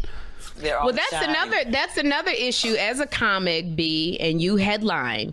There's been quite a problem with, you know, we as comics, when we go to comedy clubs, we sometimes we're working things out. You even said yourself, I don't have a formal set list. I go and I talk based on how I'm feeling. That joke that you did might evolve into something so different 5 other comedy clubs later. But because somebody is secretly recording you and they decide to upload something that is a work of art, something that is in it's like infantile stages, and they're deciding to record you and put it out, now all of a sudden people want to get on you because you didn't said something offensive. Do you allow camera phones in your show? Yeah, because that's more people to see me. I don't care. There you go. I love it. They gonna record it anyway. What can you do, Sherry? I'm not gonna be up there saying, I'm not gonna do these certain jokes because they're gonna record it before they get out. That's the purpose of doing the joke, for it to get out there. But if you're gonna walk across that rope too, like, you better be confident in it. Like, you're talking about the guy who didn't change his material for 20 years. Like, lame that he didn't do it. I'm interested to ask you who that was, and then B, it's like, the crowd's gonna tell you if it still works or not, and it's gonna. See, but I disagree with y'all. You better have done your work. You better have done your work. I think that it is a very sacred place. When I first do jokes, Jerry, and I'm very nervous. But nobody knows it's your first joke. How do they know that it's your first joke? And they don't, and they're never supposed to know. It's not a sacred place because you're on stage in front of everybody. A sacred place is in your living room in front of your friends. When you're on that stage, you're publicly in front of thousands of people. They're there to see you laugh. They're not there. They're recording you and sharing the love. Look at it like that. You can't worry about if somebody recording and trying to steal your material because it's you. And we not that they're trying to. Even if they put it out there in their infancy, when you step on stage, even if it wasn't as funny as you wanted it to be then, and you wanted to work on it 5 weeks later, that's not for them to determine, because when you stepped on that stage, you were supposed to give it your all. And you can't be like, don't record me because I'm just working this out. Don't nobody need to know that. Let them record you. I don't like it because when I'm on stage and I'm very nervous and it's a new joke, I tend to curse a lot because I'm nervous. But I don't want the joke to be all about cursing. I don't want pussy to be part of the punchline. Don't go. That's your insecurity. That ain't got nothing to do with the people in the audience. You can't control their phone, because as soon as you tell them not to record it, that's when they put it down low. And they be like, oh, fuck shit, I'm going to record this down low. Ain't nobody thinking about a motherfucking that. My mama love her and want to see her. Can I tell you the funniest story? Wanda Sykes. Can't worry about that. I did a benefit for my son's school, and I had George Lopez, Wanda Sykes, old boy that was in Mike and Molly, I forget his name, the big one, Kevin Nealon from SNL, and Louis Anderson, Billy Gardell. Yeah. And they all were doing stand-up for the people at the school, and we raised like $85,000. It was amazing. And so close to 90. And what happened was Wanda was doing some of her stuff for her special. It hadn't come out yet. And she was doing some of her stuff, and she stopped the show and she was like, wait a minute. Hey, I'm doing this show for free. You're not going to take no tape and go and put it out somewhere, because this is how I make my money, so stop it. So I had to go out there and make the announcement. You guys, please put away your recorders, because these people are coming and doing it as a favor for me. They're my friends. Why, when we got home, my sister was like, I appreciate Wanda telling me that I had to put away my daggone phone.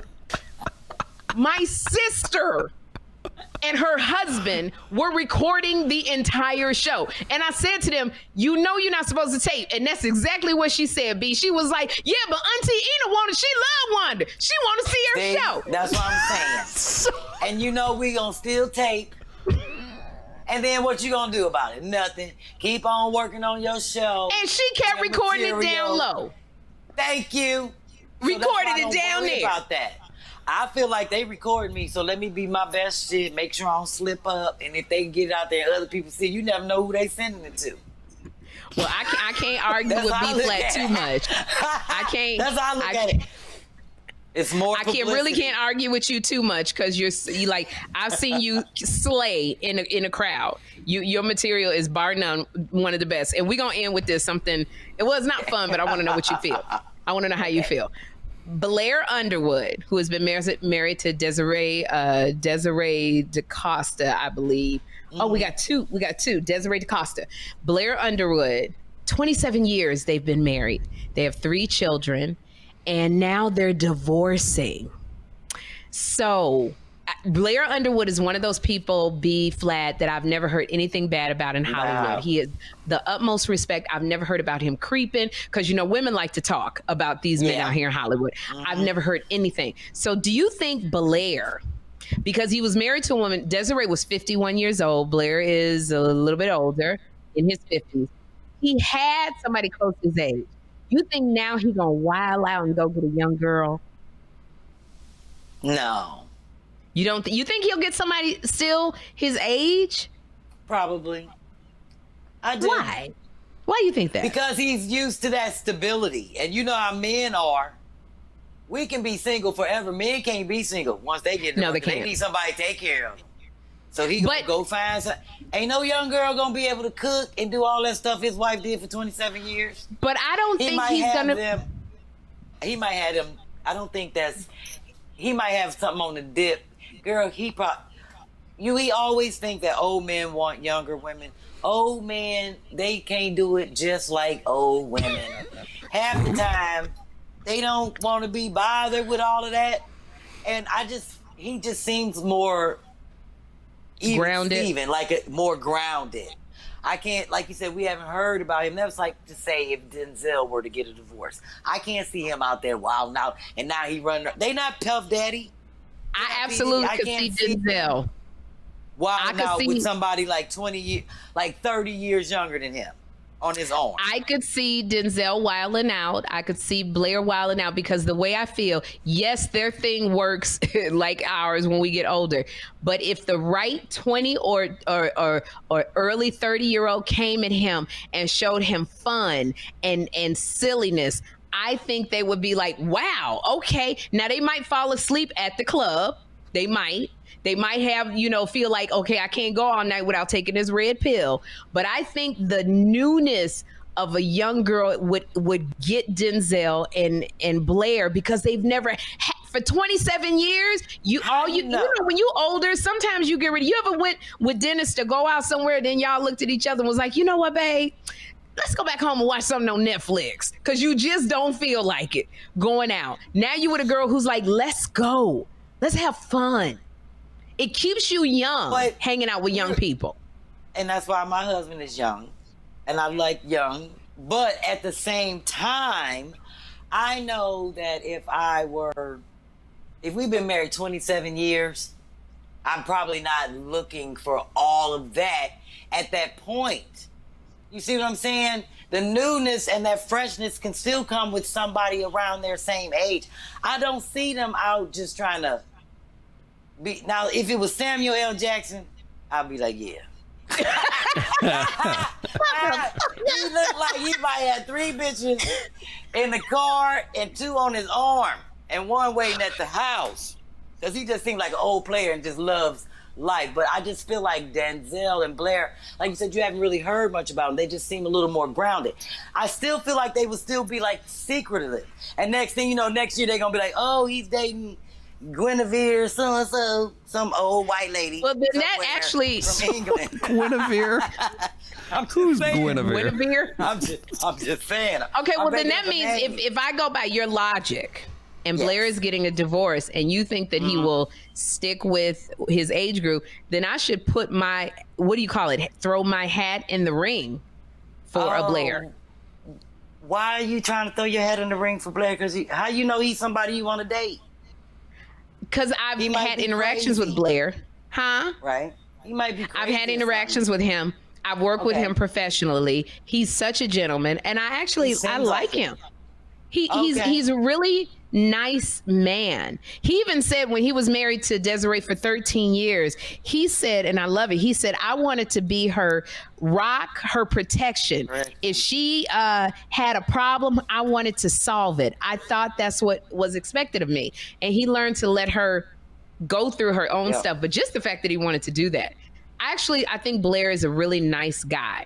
So if he's going to be single and I'm single, I'm like, why shouldn't I throw my hat in the ring? But you don't think that he might want a break? Most people, for a little bit, like when you come out of a marriage for 27 years, you want to get right back into a relationship. You think that's what I'm talking about. His break, I think he gonna be. You think he ready to date?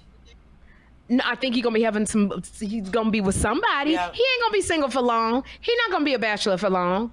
It's gonna be too many women lined up. Are you kidding me? He's handsome. He's successful. He's a good man. He ain't gonna be single for long. Is this your official submission? Yes, she didn't already. No. Is this the call out? Is it the official call out? That's our official call out. He might want to be single. How you know that? How you know he don't want to be single? Just like we said, men have a harder time being single. They do. They do have a hard time. I would love to. I ain't gonna tell you what I would love to, but I'm just saying. Oh my God, Lord! I'm gonna find you a man. I'm gonna hook you up with I'm hooking you up with my brother-in-law Tyrone. I don't want nobody named Tyrone. You heard the song. Tyrone is a good man, and you need a motherfucker working at the Pentagon. He got all the security cleared. Yes, baby, and a badass house. And my brother-in-law is all that. Actually, I was gonna hook him up with Sonya, but you know my girlfriend Sonya's like, I want to meet Tyrone, because she was spent the night here last weekend. She was like, girl, I want to meet Tyrone. I was like, he live right down there by you. He's recently He works at the Pentagon? You never told me about him. It's my brother-in-law. He's 51. And he got his own paper. He don't even be trying to live off women. He's single? He's divorced? Yes. And he has my nephew. Why you Jackson. never told you know I've been single. Sherry. Because I should hook you up. Tyrone is a good man. He cool. I like Tyrone. And he's handsome. He look like my husband. You know my husband fine. Well, why don't you... This whole episode would be trash if... I'm saying that is because he is legit. Retired military. Work for the Pentagon. He like that CIA. He can't tell us certain things that he do, but we know he worked there. We seen his real ID in the tag. He got the tag. He ain't want them to tell you work at the CIA and really work at Target. I'm so confused because even with your friend Sonya, you've been withholding Tyrone from a lot of women. Like you haven't tried to. You know why? Because I don't want because I want the people that I hook Tyrone, if I want it to work out, I don't want nobody to come back to me and be like, oh, your brother-in-law ain't. If I know who I hook him up with, they can handle it if he break their heart. And they'd be like, oh, okay, well, I can't. Tyrone. I can't handle getting my heart broken. Oh, yeah, I'm you sensitive. wear your heart on your sleeve. You too sensitive. But it might not work out, but that doesn't mean it's not part of your journey. Just because it don't work out. Yeah. You could be like, so here's what I would like with Tyrone. Here's what I would like with your brother. Tyrone. Because Tyrone be always saying, B, hook me up. Okay, well then here's what I would like you to do with Tyrone. I want you to tell Tyrone about me and all of my great attributes because you've known me for a long time. Yes. I don't want you to end nothing with but, none of that. And I want you to set up a lunch or something. Dennis hates when I try to hook Tyrone up. But see, Tyrone can handle you and Sonya. Y'all got your own thing going on. Y'all got y'all celebrity. All my other girlfriends, they be like, bitch, I can move out my apartment. I can move up to Tyrone's house. You ain't tell me he had a... Bitch, you ain't tell me about his dick. You ain't tell me all that. Oh, no. I'd be like, oh, Lord. That's not me. Exactly, that's what I'm saying. I can't put Tyrone onto my girlfriends. I ain't trying to say they got less than him, but they be like, oh, girl, that's a come up. He work at the Pentagon. Can he get me a clearance and all that kind of stuff? And I don't need people that's enthralled by what he does because he's very. Well, you know what I like about the fact. The fact I like, this is what I like about your brother Tyrone, and I don't know him yet, is the fact that he's king in his territory. That he loves what he did or does. He has his own. He's not trying to be over here where I am. I love the fact that he's financially settled, so he's not over in my finances. I love the fact that he seems like he's busy because I'm a busy person too. I love the fact that he's intelligent. You got to be articulate to be at the Pentagon with clearances. What you say, Chris? Yes. I didn't say anything. I'm just taking it all in. So this is all of the stuff that I like about Tyrone because, and I'm not one of the ones that I'm going to be popping up outside the bushes going, why are you talking to the girl in the blue? Oh, I hope not. That's not me. I need your passwords. Why, I don't know why we talk like this when we're trying to do ratchet, but I'm not that one. And so I would like to, I want you to show him my picture and I want you to tell him about me. And I'm open. I am open to the journey. I am not looking for, of course, I'm open to relationship, but I'm not going out seeking that. Right. Whatever happens, nice, I'm open to the journey. Good. Feel me? That's what it is. And that's why. And the funny thing is, Sherry, I've been very successful with my matchmakes with people. Because I kind of know people's personality and who kind of, and I'd be like, oh, I think so-and-so like. Because I like to see people be happy, but I'm very reserved about like who I, you know what I'm saying? Because I don't want my girlfriends be like, oh girl, hook me up with him. Because when they see his house and they see certain things, they be like, oh girl, yeah. Hook. Well, here's the deal. And I'm thinking when Tyrone see my house, he would be impressed. Exactly.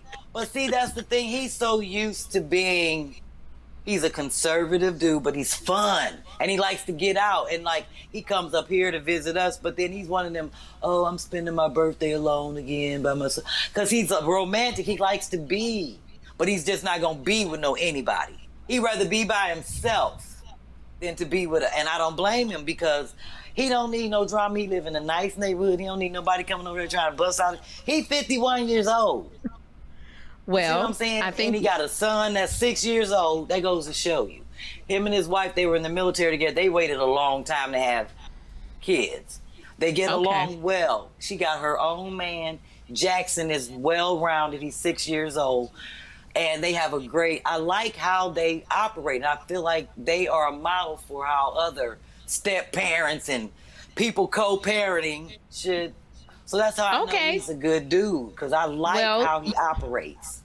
You have talked about him very favorably and very highly. Yes. I would like you to do the intro with us.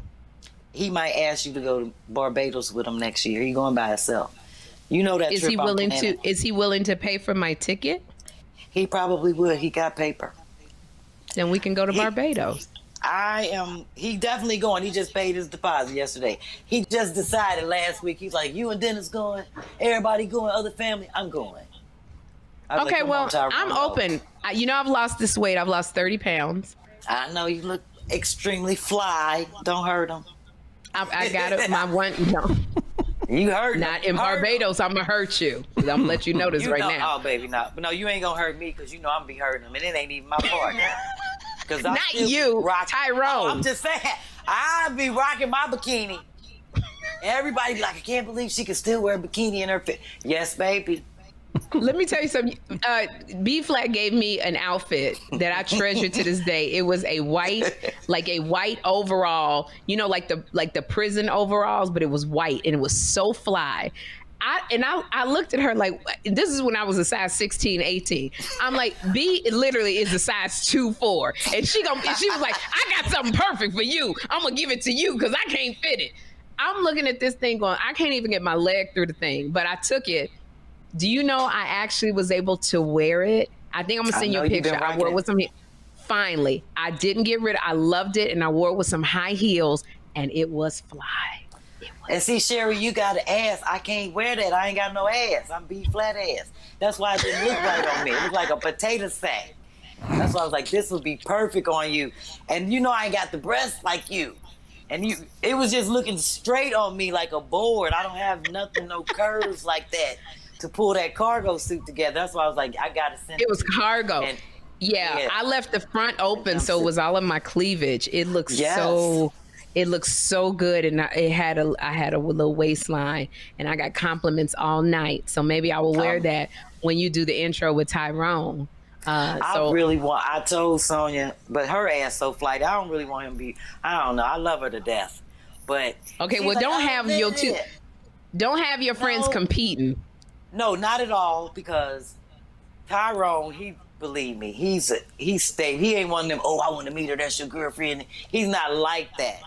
Because he's confident in what he does. He's looking for everybody want to be in a relationship. That's everybody's end goal, Sherry. Nobody wants to die alone. You want to have somebody to witness your life.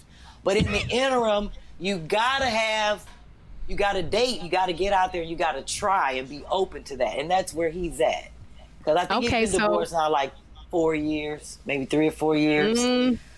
That's still kind of fresh. Yeah, but he ain't thinking about his ex. Believe me, she got a whole nother man, a whole nother family. He's still taking it slow. Like he's enjoying being a single man, but he don't want to be single forever. Get what I'm saying? Okay, well, I'm tired of talking about it. Just do the intro. I'm going to hook y'all up. I'm going to have to call Tyrone. Do the hook up. And then you don't have to be responsible for anything else. And I promise not to come to you going, girl, why you didn't tell me he like to have a harem? I'm not going to be And I'll be like, because I'm not fucking him. It's my brother-in-law. I don't go with him. Yeah, you go take a poop in front of him. You don't know that? He like more than I don't know that because I don't go with him. He ain't my man. I ain't supposed to know that. You should be able to tell me that. I am going to end this because I think, Chris, how long have we been on this podcast? Congratulations, ladies. The longest podcast in Two Funny Mamas history, clocking in just over 3 hours. What? Sherry, yes, Sherry Rogan. Sherry is 10:25, and we started at 7. Chris has got to get out of there. His building, they put the alarms on and let out the Dobermans. Oh my! Him and Key are stuck there till tomorrow because they let the dogs out and put the alarms on. They're never gonna. They can't get out. Oh my gosh! They got to sleep together. Oh, you got this beautiful black girl, Key, who's a music engineer, and Chris, who just started liking black girls. Oh, Key! Come my on! God. You come on! Just started liking black girls. Come on. That was good. He is the love of Kim Whitley, but Key is there and she beautiful and she gonna be there all night with Chris. It's just gonna be mayhem. This girl might get pregnant. Oh God, Lord! God. Do you hear yourself? Okay. Now Chris and Key are stuck here. My dinner been up there since 5:30. Poor Dennis. So I got to go up there and. I might have to rub on 2 balls. And I'm just like, baby, I'm sorry. I ain't know we were going to be on that 3 hours. But I had such great fun. But he knows. I can't believe we did 3 hours of talking. That's how much I love you. 3 hours. I love my assistant, Edie. I know Edie, my assistant of 9.5 years, was like, you got to ask B because she's hysterical. And I'm so glad that you agreed to do this. Thank you. Because it was so much fun. We talked for 3 hours, Edie. Edie ain't gonna look at that whole tape. Y'all definitely gonna have to edit it down. No, we're not. We did all 3. I know. No, nope. It's going. It'll go out. No. Yeah. It'll go out. I just wanted to thank you for featuring me in this episode as well, Sherry. Really calling it out. Again, Two Funny Mamas featuring Chris Denman. Thank you. So I want to say we're going to put up all of B Flat's information so you can get in touch with her, follow her on Facebook and on Instagram. But say it though, B, just so you can say it. Yeah, Instagram. I'm gonna say it. Instagram is Flat Out Funny, and that's PHLATOUTPHUNNY. And on Facebook, it's Hey B Flat, HEYBPHLAT. I don't really do Twitter because I don't understand it. And my mind, it blows my high to try to do quick stuff like that. My memory's too short to be worried about Twitter, but I really am getting into my Instagram page. So I'm really liking it. And now that my husband's so I'm working that and learning how to reply and comment back to people. Just really, I'm enjoying it. All that other stuff. Well, I'm going to say this to you. I have your guest room available here in California. I miss you so much, and I want you to come. And Kim is only 3 minutes away. And if you come, and maybe you can bring your brother with you, Tyrone. But I miss you. You know what? I miss you too, and I miss LA. And I was talking to my manager the other day. I'm actually going to come in August. But I told her I don't know yet because I don't know if Kim going to be at the thing or not. So right, so we got to figure that out. Yeah, because she wanted me to come the second week of August, and I said, well, if Kim Whitley doesn't do, then Steve wants me to come there. So I told her I can't just let her know. Okay, so we have to figure that out. We need to figure everybody, if you want to, we're going to talk to Kim. If you want to get merchandise, we're updating. We're going to update our merchandise store. I still got to work on B to see if she's going to let us sell a hot flash rag. Yeah, as long as you got my name on there, BPH. Exactly. We got to put courtesy of B flat with your face on there. That's right. Two Funny Mamas, B flat. The hot flash rag. We got to. We'll spell. The flash rag will be spelled with a PH. Right, the flash rag with the PH. And we'll split the profits with you. And we're updating our merchandise store, but go to byjack.com/2funnymamas to pick up the merchandise that we have.